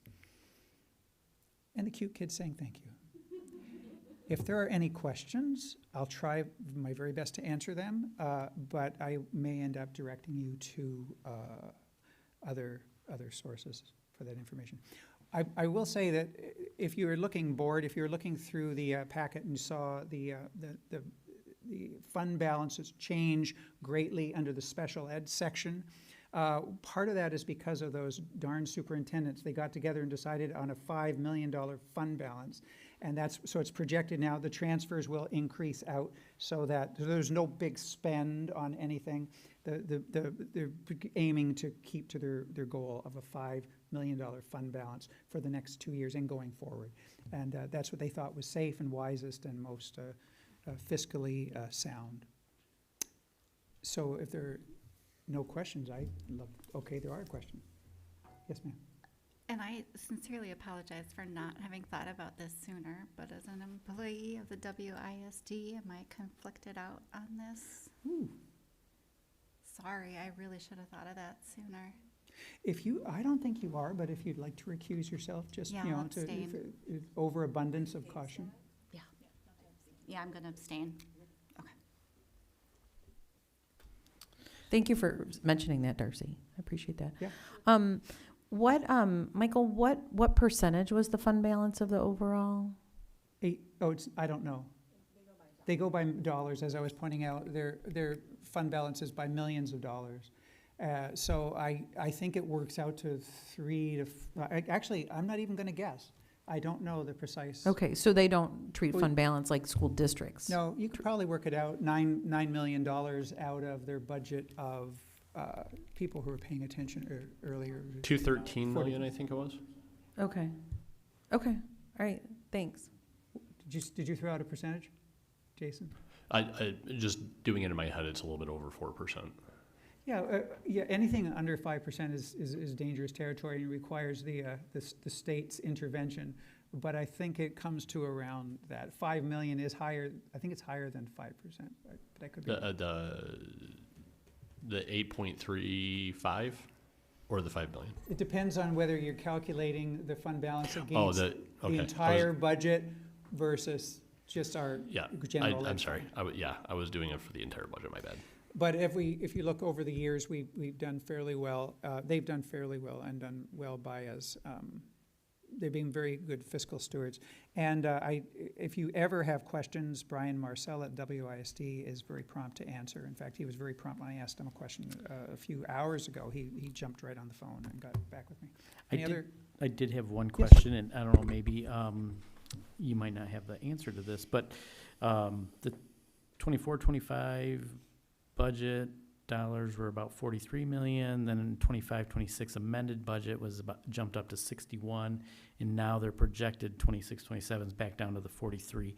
Was that like some kind of flow through that they got from the state? It's just a decision that was made to redistribute the monies to the districts differently, because situations have changed and they're becoming more fiscally stable and sound, and that was the goal. And I forget the exact percentages, but that's the reason why there was no. I can't give you the precise reason for that weird little anomaly, but it seems to have right-sized itself now. Yeah, it just seemed like a big jump in the general fund budget. I actually came across a note about that, and I'll share it later, and we can share it through the superintendent notes at the end of every weekend if I get a good answer for you. Thanks. Thank you. Any other questions? And I do think that the fund balance, the 8-point-some odd million on $43 million comes out to around 19 to probably 20% fund balance. So it's a nice fund balance. It's a nice fund balance. Your fund balance. You're quite right. It's robust. Yeah. Thank you for doing the arithmetic on that. Okay. So no other questions. All in favor? Signify by saying aye. Aye.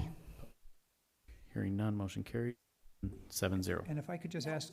6 zeros. Yeah. If I could also ask, if there are any concerns, please funnel them through Board President Austin, who will send them to me, and we'll send them up to. You may not have it fully framed in your mind what your concerns are now, but the floor is always open. We can do it up until June 1st. Thank you. Thanks. Can I have a recommended motion to approve the Troon resolution to ratify the 2026 refunding bond 2016 as prior authorized by the Board of Education, approved on February 24th, 2026? So moved, Berwick. Support Hanson.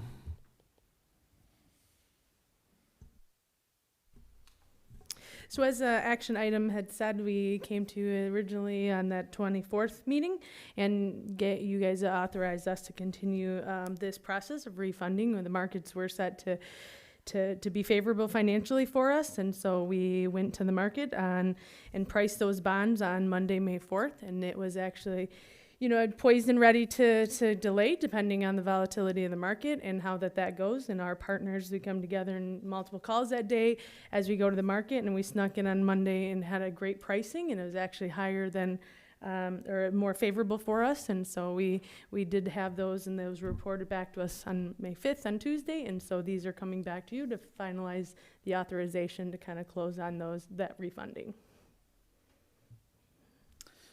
Thank you. Any questions? All in favor? Aye. Aye. Opposed? Hearing none, motion carries 7-0. Can I have a recommended motion to approve the purchase of a 2027 Ford E450 cutaway van, wheels 176-inch wheelbase, for the amount of $46,299 as submitted by Rex Clary, Executive Director of Operations. Note the vehicle will be purchased using the State of Michigan Vehicle Contract number MA2400000012008 and Macomb County Contract number 221-18 bid.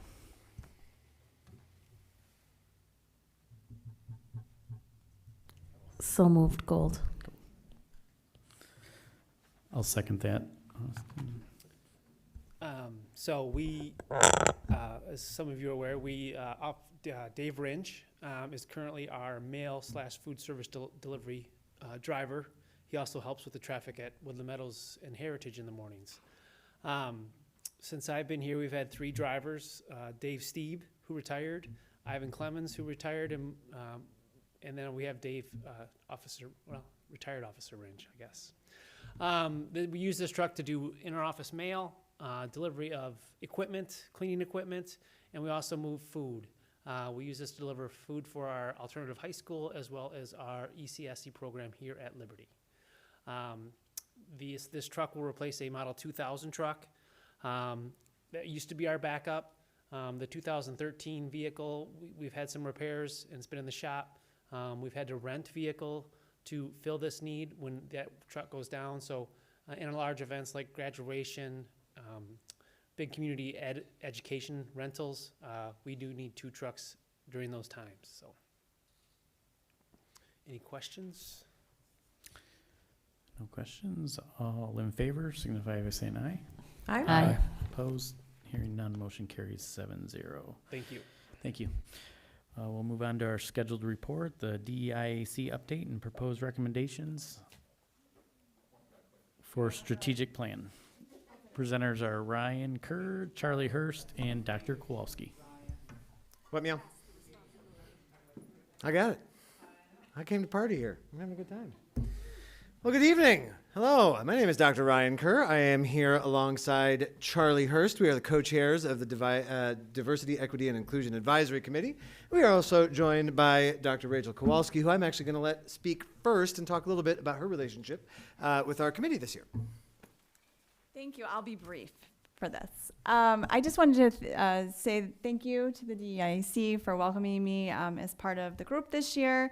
One of the things that we worked really hard on was catching me up to speed with all of the great work that's been done over the years, and then still the gaps that I can help support to support the group and, of course, our students and community with. And so I joined meetings by the late fall, stopped drinking from a fire hose after the first couple months. So that was really nice to be able to do. And I really worked with the group, especially with Charlie and Ryan, to think about how some of the goals that we all have fit into a greater strategic plan. And so that is what I was involved in, and I'm happy to support this discussion and presentation tonight through that lens.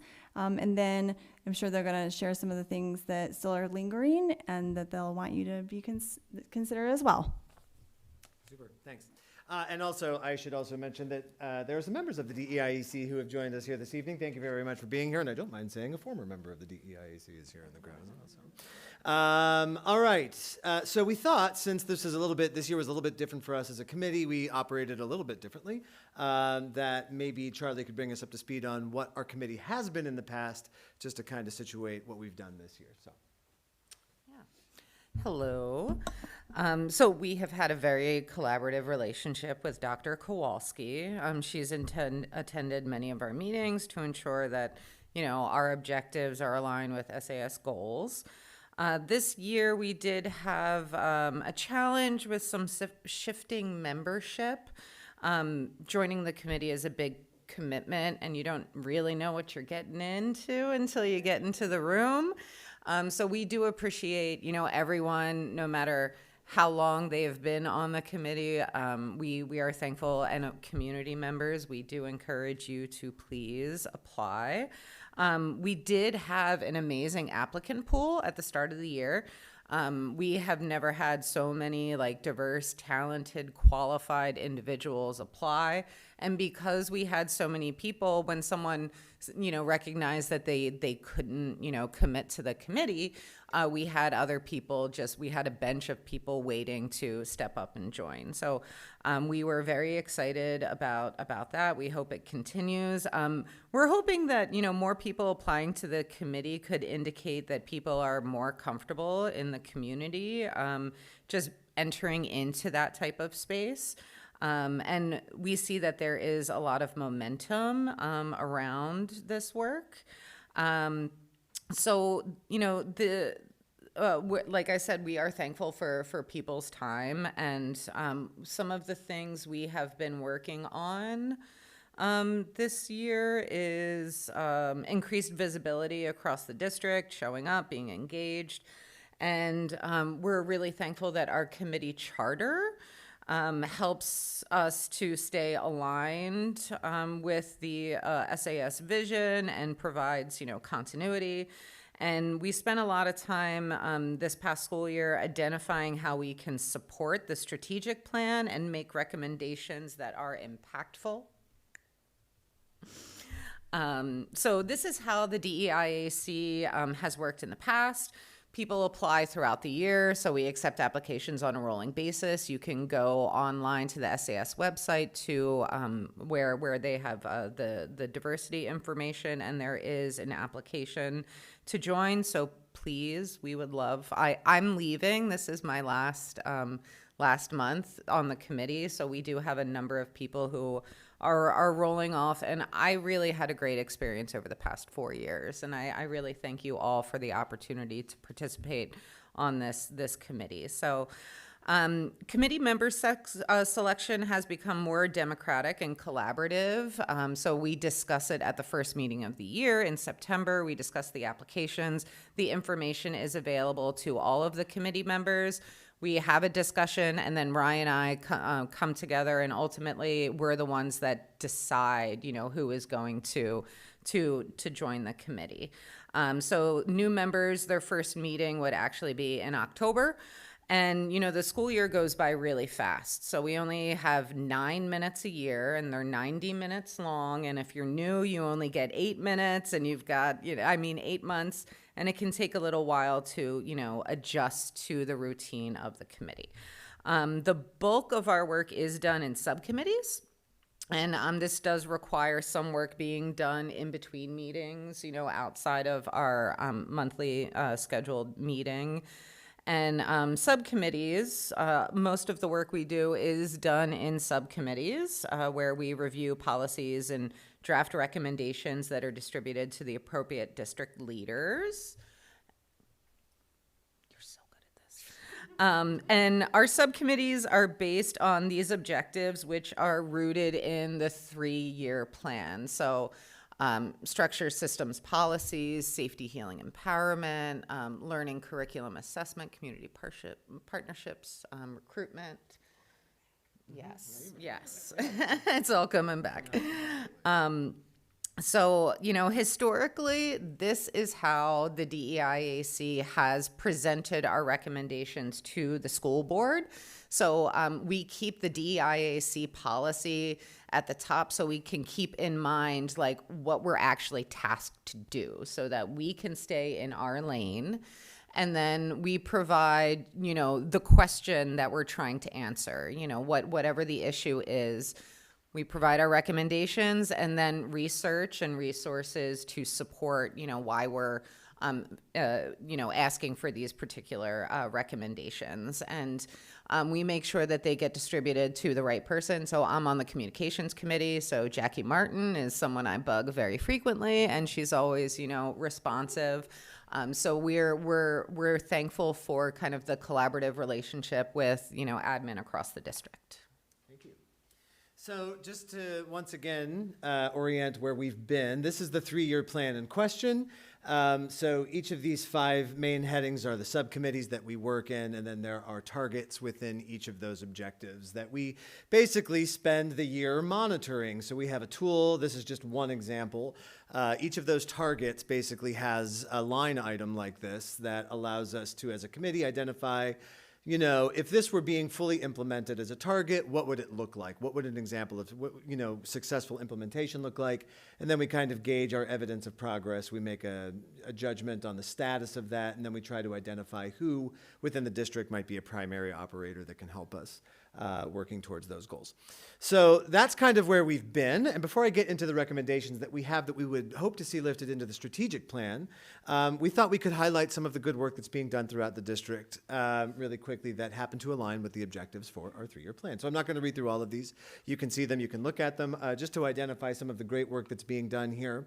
Identify that there is guidance on a lot of our policies and activities that happen throughout our district that has come through an equity lens. Our trauma response protocols have been in place since 2020. There has been a big push to promote the use of OK to Say, our Speak Up protocol that's used in all of our K-8 schools. And in the high school, we're starting to, nibble around the idea of the CLARA protocol, which is an anti-bullying, bullying intervention strategy that is widely used. Our MyKIP goals are focused on culturally responsive instruction. So just a few things in that objective that we would identify. Charlie, want to talk about what we're doing here? Yeah, so we're very proud that staff exist in every building who are trained in restorative practices. Building admin approach their work with a restorative mindset, particularly in discipline. We're also proud that equity teams are active throughout the district, and equity teams provide staff with choice boards of activities that support universal design for learning. And a newsletter is, distributed featuring, the selection of activities that celebrate equity, so that if it's, a certain kind of awareness month, that they're providing activities that align with, whatever is being highlighted that month. And this allows teachers to choose which activities will resonate best with their students, because they are the ones who, are on the ground and know what will work with those students. And we also have some really great, affinity groups across the districts and celebrations that have been taking place. So.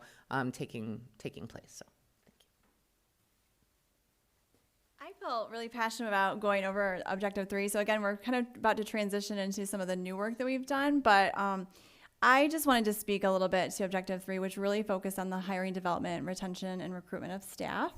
That was because when I dove into this work, I happened to be kind of at the subcommittee for this area, and as we continue to process through it, we had accomplished as a district, and under the leadership of Assistant Superintendent Diglio, many of those goals, in some of them to complete ends. So that was really exciting, and I wanted to talk a little bit about that. So our goal, some of the goals from the D.E.I.A.C, again, this is the 3-year plan, the updated one. I don't know if it was the original.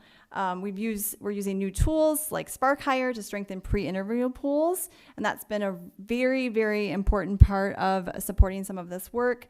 So those are structured and consistent ways to identify candidate strengths early in the process so that we can ensure some equity in those processes. We have clear processes and methodologies to guide hiring at every stage, and so you'll see lots of kind of bullet points here that we were addressing. And just overall, the candidate experience was a big topic of conversation in this subcommittee, and we were able to speak to so many changes that have been made, even just in the last year and a half, to support that work. So I just want to highlight some of that. And that you? Me? It's you. It's cool. I can talk about this. I'm tired. In terms of DEI learning curriculum and assessment, there's district-wide PD in every building that is focused on universal design for learning, culturally responsive instruction, restorative practices. The curriculum reviews that have taken place this year have set aside space to have discussions about culturally responsive instruction and universal design for learning. I want to note, especially while Jen is still in the room, that the successful implementation of the 35J grant has resulted in diverse classroom libraries in our K-5 schools, is that correct? Including some professional development about how to leverage the texts that came in. How much money was each teacher granted in that grant? $1,000 per teacher to diversify their classroom libraries is pretty awesome. The teaching and learning team focuses on analysis of subgroup academic performance and class enrollment, educational and professional opportunities. So a lot of good and deep work that's being done in this particular area. Community partnerships and communication, that is my subcommittee, and it has been wonderful working with other committee members in this subcommittee. And what we have done throughout this year is tabled at a variety of events, and I have to say, tabling at the events, especially like the kindergarten walkthroughs, is one of my favorite things. People get so excited to see us, you know, they ask lots of questions, and people are really excited just to see SAS's commitment to doing this DEI work. We have continued to deepen our relationships with the city of Saline, and we hope to connect with other community partners like the library and the senior center. And we're also working to ensure that district communications are accessible to everyone, regardless of language barriers or abilities. And we're really hoping that, we can set a pretty lofty goal that is achievable for next year. So that brings us to this year's recommendations. We're really excited to have the opportunity this year to take the work that we do in our committee and consider how it might be lifted up into the district strategic plan that is forthcoming. So I want to quickly talk about what this process has been like. We effectively have been able to reflect over our 3-year plan, our targets, and our goals. Again, there's been a lot of great work that's been done. A lot of those goals have been accomplished. We're also mindful of the fact that there's still work to be done. It is continual. As I said earlier, a lot of the work that we do in this committee consists of evaluating the progress that we're making on these targets. That was sort of the first part of this year, just sort of getting all membership sort of familiar with what the 3-year plan is, familiar with the strides that we've been making as a district. But then the idea arose to consider which of these targets still existing we might want to lift into a strategic plan. What are those goals that were measurable, that we really could have great impact in our community looking forward for the next early future? So we participated in what's called a choice pair ranking protocol. So basically, if you were to look at that 3-year plan and look at each of those targets that follows under each objective, this was a protocol that took each one from each subcommittee or each objective and paired them against each other and sort of asked people who took a survey to identify between this target and this target, which is one that you would want to lift, right? Which one sort of wins out or has the best impact in promoting diversity or promoting equal access to our education within our district. And each target gets paired against another, essentially, and it results in basically a number score that pushes some up to the top. So this was sort of the first process, was getting familiar with the 3-year plan, getting acquainted, and then going through this process of ranked pairing. We got input from members of the D.E.I.A.C. Each member took this survey. So did building administrators and building equity team members. So this is getting a kind of a lot of opportunity for input from stakeholders that are really valuable. So then we took those results and brought them back to the D.E.I.A.C. and made sure that we were having discussions. Did this ranking turn out as we might have hoped? If we were to kind of move forward with the ranking as it came out of this protocol or this process, would that be what we would recommend? Are we missing something? Is there something that's not even in the 3-year plan that we feel like needs to be lifted up? Having those kinds of conversations. So trying to highlight that this was a very iterative process that involved a lot of voices. That led to the draft of the recommendations that we're about to propose based on those rankings and the discussion. But of course, after a draft, we have to have more discussion. So we talked about that and whether or not we like the way that things were looking. And that leads to these proposed recommendations that we are going to share with you right now. So we have 4 main recommendations, and each of these comes with a series of measurable indicators. So the 4 goals that we recommend to be lifted into the strategic plan are that Saline area schools will offer accessibility and English language support for all families. Culturally responsive curriculum will be included in all levels of schooling across all subjects. Saline area schools will close performance and student potential gaps between demographic subgroups from baselines established at the beginning of the 26-27 school year. And that Saline area schools will create a positive school environment for staff to encourage diverse teacher retention. So I do want to go through these indicators really quickly, identifying that what we would hope to see is these incorporated into this district strategic plan, as these are kind of the measurable items. But these are all proposals, right? So we recognize that this is an opportunity to open a discussion about how this work can be incorporated into the strategic plan and how it can be operationalized and realized throughout the district.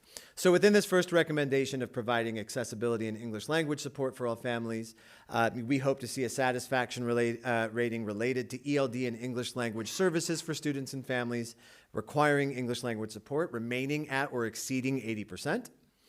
We would like to see district professional learning, including regular and consistent attention to evidence-based practices, available tools and resources, legal compliance and emotional support, and measurable data for supporting multilingual students. We would like every district learning space to include district-provided visual and multimodal scaffolds for multilingual learners. We recommend 100% of classroom, school, and district-provided communications be available in either the top 2 languages other than English most frequently spoken by families in the district, or with easy-to-identify and follow instructions for quick translation and accessibility, and to continue to provide regular education opportunities for EL families to expand digital literacy's awareness of district programs and student and family rights.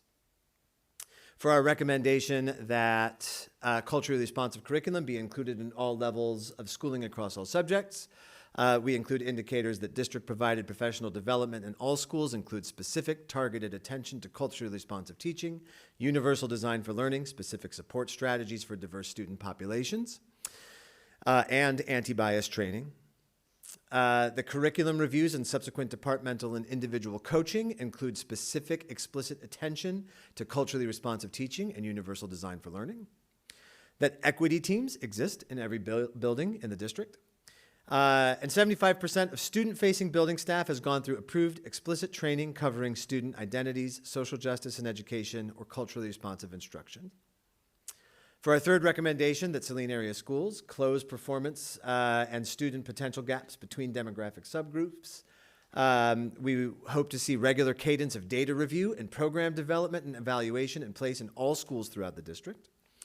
We recommend student placement rates and leveled classes be consistent across demographic categories. We can see some of this work already being done with the implementation of pre-AP courses at the middle school. This is sort of widely recognized as an opportunity to create that leveled access.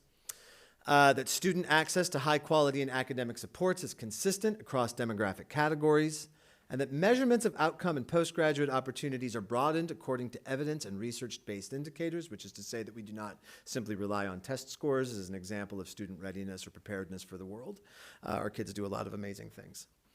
And then finally, our recommendation that Saline area schools create a positive school environment for staff to encourage retention of a more diverse workforce. We hope to see no more than 14% teacher attrition, non-retirement from year to year. That is 1% below the national average, so trying to beat the trend. The teacher sense of belonging survey results in all demographic categories maintains or exceeds a level of 80%. We continue to foster a sense of community through activities that celebrate inclusion and promote teacher collaboration to reduce isolation. We increase teacher career and leadership pathways throughout the district. And increase our opportunities through bolstering and alignment of teacher retention, mentoring and induction programs. My Contacts are starting to fail on me here. And then finally, continue to build belonging through partnerships with community organizations, local government, supporting vendors throughout the area, including annual meetings between Saline area schools, the Saline District Library, the City of Saline, Parks and Rec, Saline Main Street, and Saline Social Services. So our recommendations and our indicators. So we'll wrap up before our Q&A by thanking those members who are cycling off. I will especially thank Charlie again for being my partner in crime as parent co-chair over the last couple of years. It's been very helpful to me to have your partnership and your guidance. And want to reiterate that the application is open and rolling. So again, I want to echo that we do have a really deep bench, and we've been really thankful that we've been able to call on these people that have applied, these community members that send their kids to these schools. And want to be involved in this work and continue to champion this work. We are always looking for more applicants and more to increase our membership. You will find us at the K-5 open houses. We were already at Woodland Meadows this last week, so and PRs tomorrow. And then next week we will be at Harvest and at Heritage. So by all means, if you're looking to touch base with us, we've had some great conversations with families. It's really a great opportunity to make that connection. We look forward to continuing to monitor the district's progress towards meeting our updated equity goals. And we'll continue to propose recommendations, right, as we have done in the past. We look forward to that as well. And again, as we've already been mentioned, that we want to continue to enhance our community engagement throughout the entire community. We also want to thank the school board members who worked with our committee this year. So Michael McVeigh and Lauren Gold, you have been attended numerous meetings, and Jennifer Stebbin and Darcy, thank you so much for attending our meetings as well. And we would really appreciate all of you, coming to our meetings. Of course, not all at the same time because Open Meetings Act still rules. But I think it's a great opportunity for you to come in, hear what we're talking about, learn from the committee members. And, if you have any questions, we're more than happy. And we also learn a lot from you guys in the process. So when we have, policy questions, we appreciate the insight that y'all provide. So thanks. Good call. Awesome. All right. Bring them on. Thank you. Questions? First of all, what a great team. It's been a great pleasure to meet you all. And I've run into you in other places too, randomly around town, so it's been wonderful. 2 questions. About your future directions. You mentioned tabling at K-5 events. How has the reaction been from folks walking by the table? Yeah, it's been awesome. People have been enthusiastic. They definitely have questions. We have started an email sign-up list. So we have collected a lot of emails over the past 2 years. So we're excited that, people are just interested in learning more about what we're doing DEI-wise in the community. And really, I would love to show up at if whatever meeting or event is going on in the district, I would love for us to be there. So sporting events, recitals, just to meet people where they are and get them engaged and help them understand how we're doing DEI work in this district. Thank you. That's great. I've got a question about recommendation 3. Fourth down. I don't know if you've numbered them. First of all, blaming your contacts. I've got good glasses on. I couldn't see that from there. I know. Yeah. Okay. It's the second one. Student placement rates in leveled classes. I'm kind of is this something we haven't been up to full potential on? I don't know who of you among you is the best to answer that question, but I'm wondering if you can give me a little background. I think that there are a couple of things going on here. I think that there is an opportunity here for us to continue to level the enrollment of our classes, right? So I think that there are some gaps that we can work on, but I think, again, I want to identify that some of that work is already in place, right? Some of those things are already happening, and I think it's been identified as a situation that deserves attention, right? And so those things are happening at the moment, and I think it's something that we continue to be vigilant about. I think it's a thing that we want to make sure is always part of the discussions that we're having when it comes to the data that we're reviewing and what we're analyzing in terms of increasing equity within the district. I'll have to follow that link. The AP potential data I'm very interested in. Well, thank you. I appreciate that. Yeah, absolutely. Let's go. thank you to all the members of the committee, and special thank you to Charlie, since you're rotating off for your really hard work on these topics. So I have a couple questions. I wondered how things more generally are going with restorative justice and, helping when we have kind of high-profile incidents or low-profile incidents. We've had, over the years, students come and speak about harms, and, I'd like sort of an idea of how we're going to measure how that's working based on these new guidelines, and how we're going to sort of gather qualitative and quantitative data as to how things are going sort of on the ground for our diverse student body. Sure. Well, in terms of measurement, I don't know that I can speak. The way I think that this works in terms of a relationship between the D.E.I.A.C and the district is that the recommendation is made, and now it's time to start having those conversations. What are those mechanisms that we can use and bring on to measure those things? But it is, very much at the front of mind that those are the things that we want to be looking for.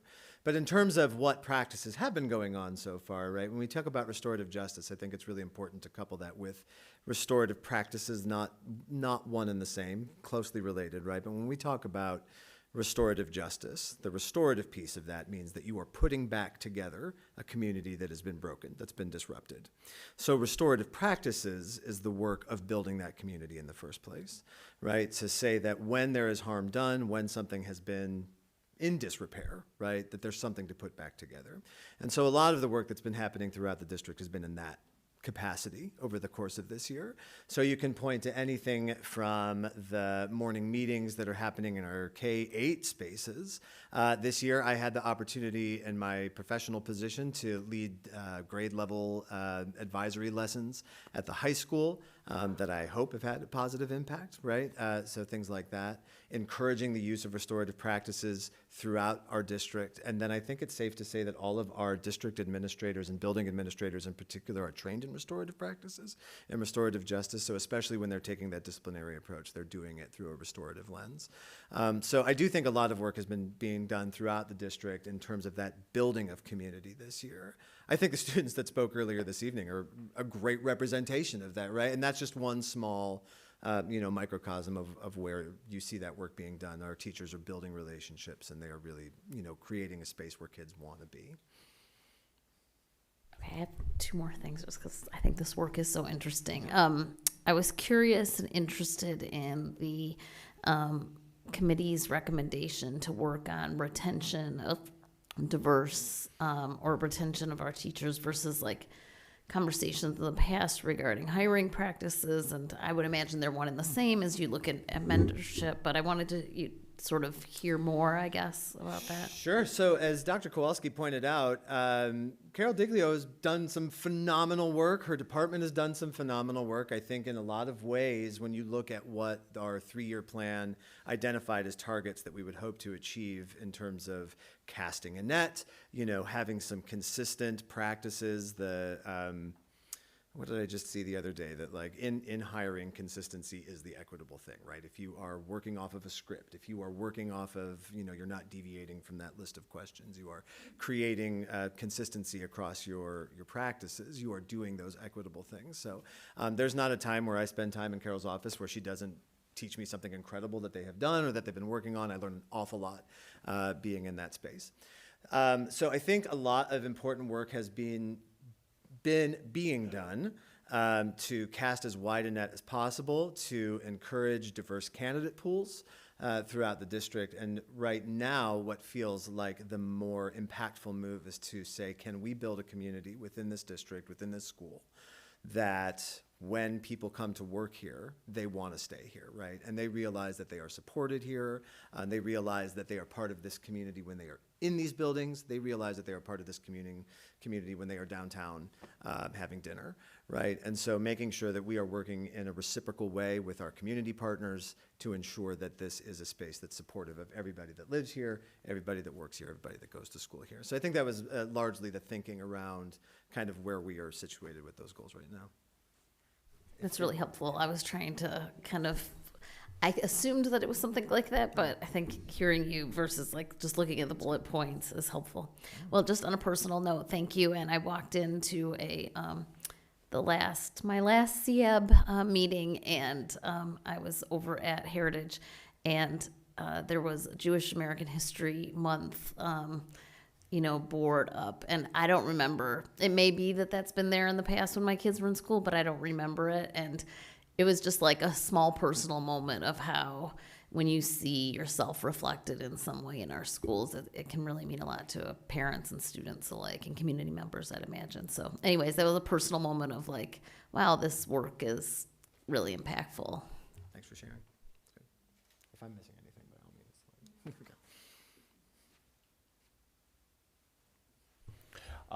means. Thank you for all the work you do. Special thanks to Charlie. Charlie has also been a personal advisor to me, helped me understand and navigate a lot of these topics, so I really appreciate that, Charlie. Quick question I had was on objective 2, the last point of 75% of student-facing building staff going through approved explicit training. Just a few questions about that. One, how are we defining a student-facing staff? Paras, teachers, how are we defining that? Yeah, I mean, ideally, at least teachers and paraprofessionals, those students that those professionals that are most directly working with students, I think administrators as well. And we have a running list of employees in the district who have gone through some of these trainings before. It also includes members of our cafeteria staff in some of our buildings. It includes, and I think, I'll take my third grader for an example, who has a pretty great relationship with Miss Annie at Woodland Meadows. Do you know what I mean? I think that, the work that gets done in these buildings is not just in our classrooms, right? It's happening throughout our entire schools, throughout our entire district. As to the viability of, what space is able to be made, that's not a decision that I'm able to make. Who can we send to these things? As far as I'm concerned, the sky's the limit. But, if you're working with kids, I think it's important for there to be some, for that muscle to exist. Okay. Do we have an idea of what that percentage is now? I wouldn't hazard a guess. It's not 75%. So, okay. It also may be that the committee did a lot of important work around some of that wording, is like the many ways that we connect with that education and that learning, and it doesn't have to necessarily be like one specific program. And so I appreciate that. And so I think the measure of that currently would maybe be different than a starting point here. Okay. And then the last part of that is, how do we get that done? And, obviously there were some examples here, but how can we focus on that to get that done? And since it related to my first question about how we're defining that student-facing staff, do we run into conflicts with the various contracts that we have with the SEA or the ESP? Do we run into any barriers there? Yeah, so I'm under the impression that our teachers are granted certain amount of professional development days that they are allowed to dedicate to, right? So over the course of 5 years, we just ask that maybe one of those 5 years be, given towards some of this professional development of that choice. Or, open to the possibility of somebody coming in, right, as a district partner, something like that, right? So I think there's a lot of room for discussion in terms of this, and obviously we want to work with our union, of which I'm a member, right? So those are things that we want to make sure that we're being thoughtful about. But yes, that's a great question. I think something that's really important for us to be keeping in mind as we move forward. I mean, there's also some ambiguity here about saying like an approved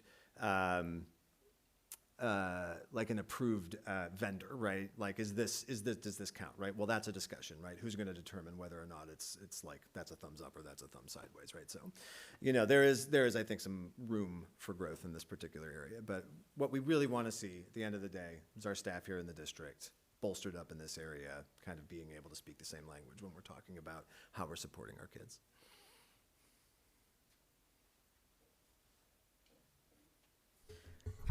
Thank you. Good to see the both of you again. I really appreciated being included in a couple of the months of meetings while we were figuring everything out with the representative coverage. And I totally agree with Charlie in that we have had 2 board trustees in the past as permanent pieces of this committee. We now have 1. And so just being there for 2 meetings, I would definitely encourage folks to kind of coordinate via Tim or what have you, if they would like to see it, because it is different when you are sitting there and you're having these conversations and you're listening to folks. And I found that very, very helpful in being able to sit up here as well. So thank you for that. For the policy committee peeps, just a reminder that this is one of our bespoke policies, of course. So as we transition from potential Neola to Troon, this is not one policy that we have seen yet in the Troon collection. So policy number 9141 is one we do need to put a pin in to make sure that anything that we worked on in 2021 when we created this committee is preserved, because that's what was intended, that it wouldn't go away when we would transition. So just a reminder on that. And then my overall question is with regards to recommendations 1 through 4, I think it was, very high level, without getting into the specific weeds. I'd like us to begin to understand how we might be held accountable for some of these asks. Because one thing that I've heard in the past when our D.E.I.A.C has come to the board, they have presented a plethora of recommendations, and we appreciate that. But then it's like, and then what? And then what? And so I would love to know, I have some ideas, and this is sitting pretty squarely in some of Kara's areas. I can't see you, but each of these asks or recommendations has 4 to 6 measures. It's time, it's staffing time, it's potential financial, right, with professional development that you just talked about. So I would love your and Charlie's opinions on how do we hold this team, and I mean team here at the table, but also district team, accountable to some of these recommendations, so we don't hear again that something might have not been considered or moved forward that could have been a really good idea. Well, when thinking about the language accessibility for communications, they do a survey, of satisfaction.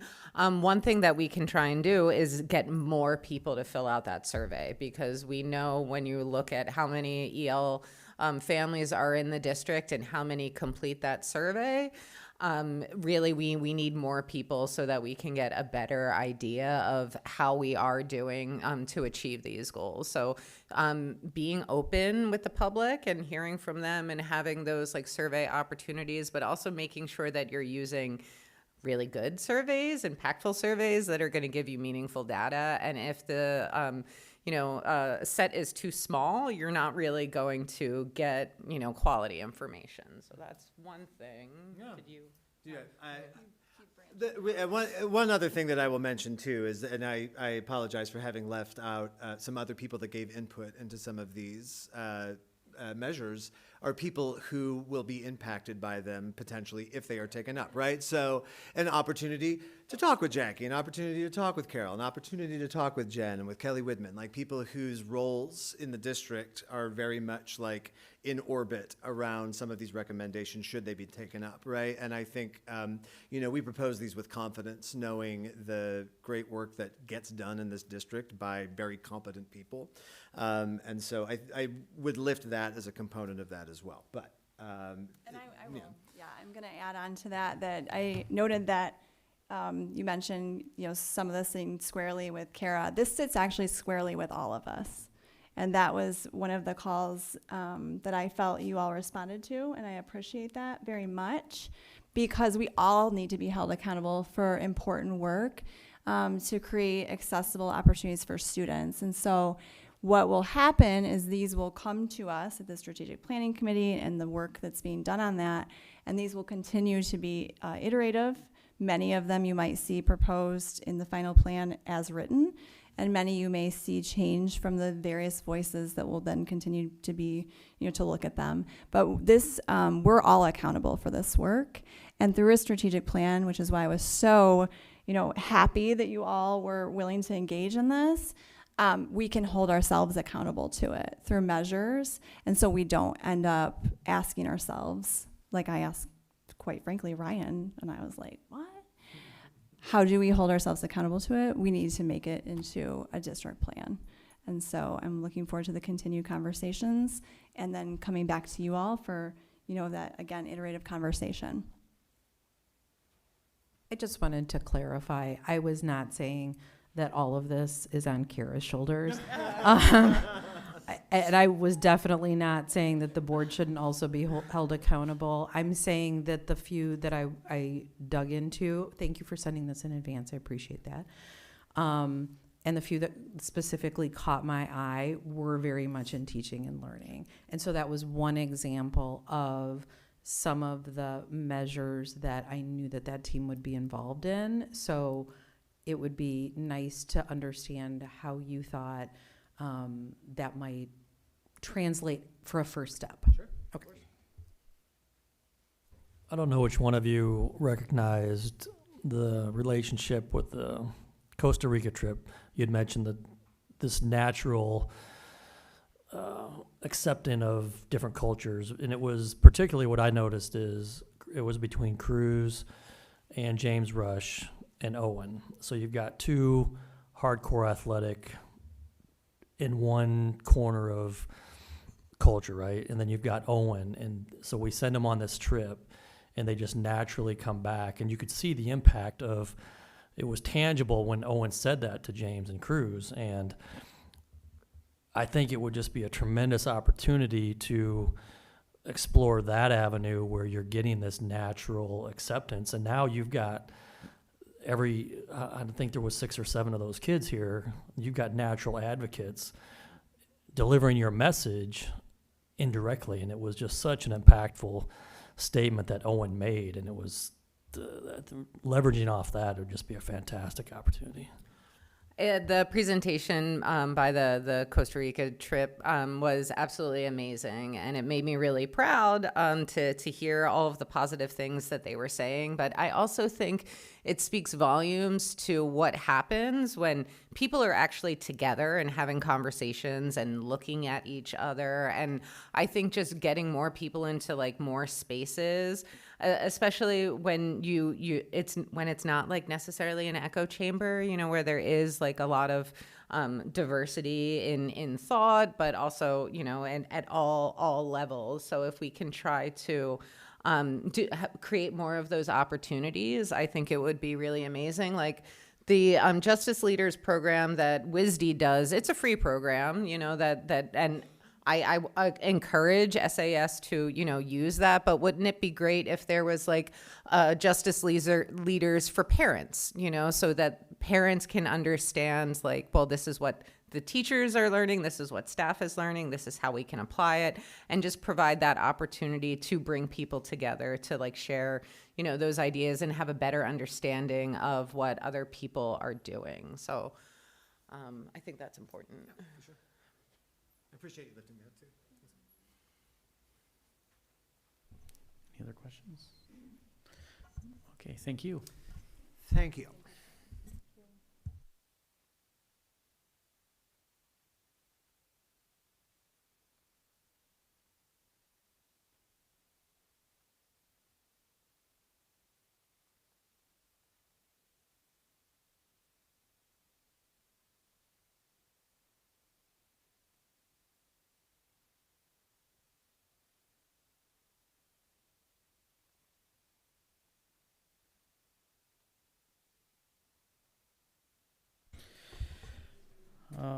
Okay, this will move on to the consent agenda.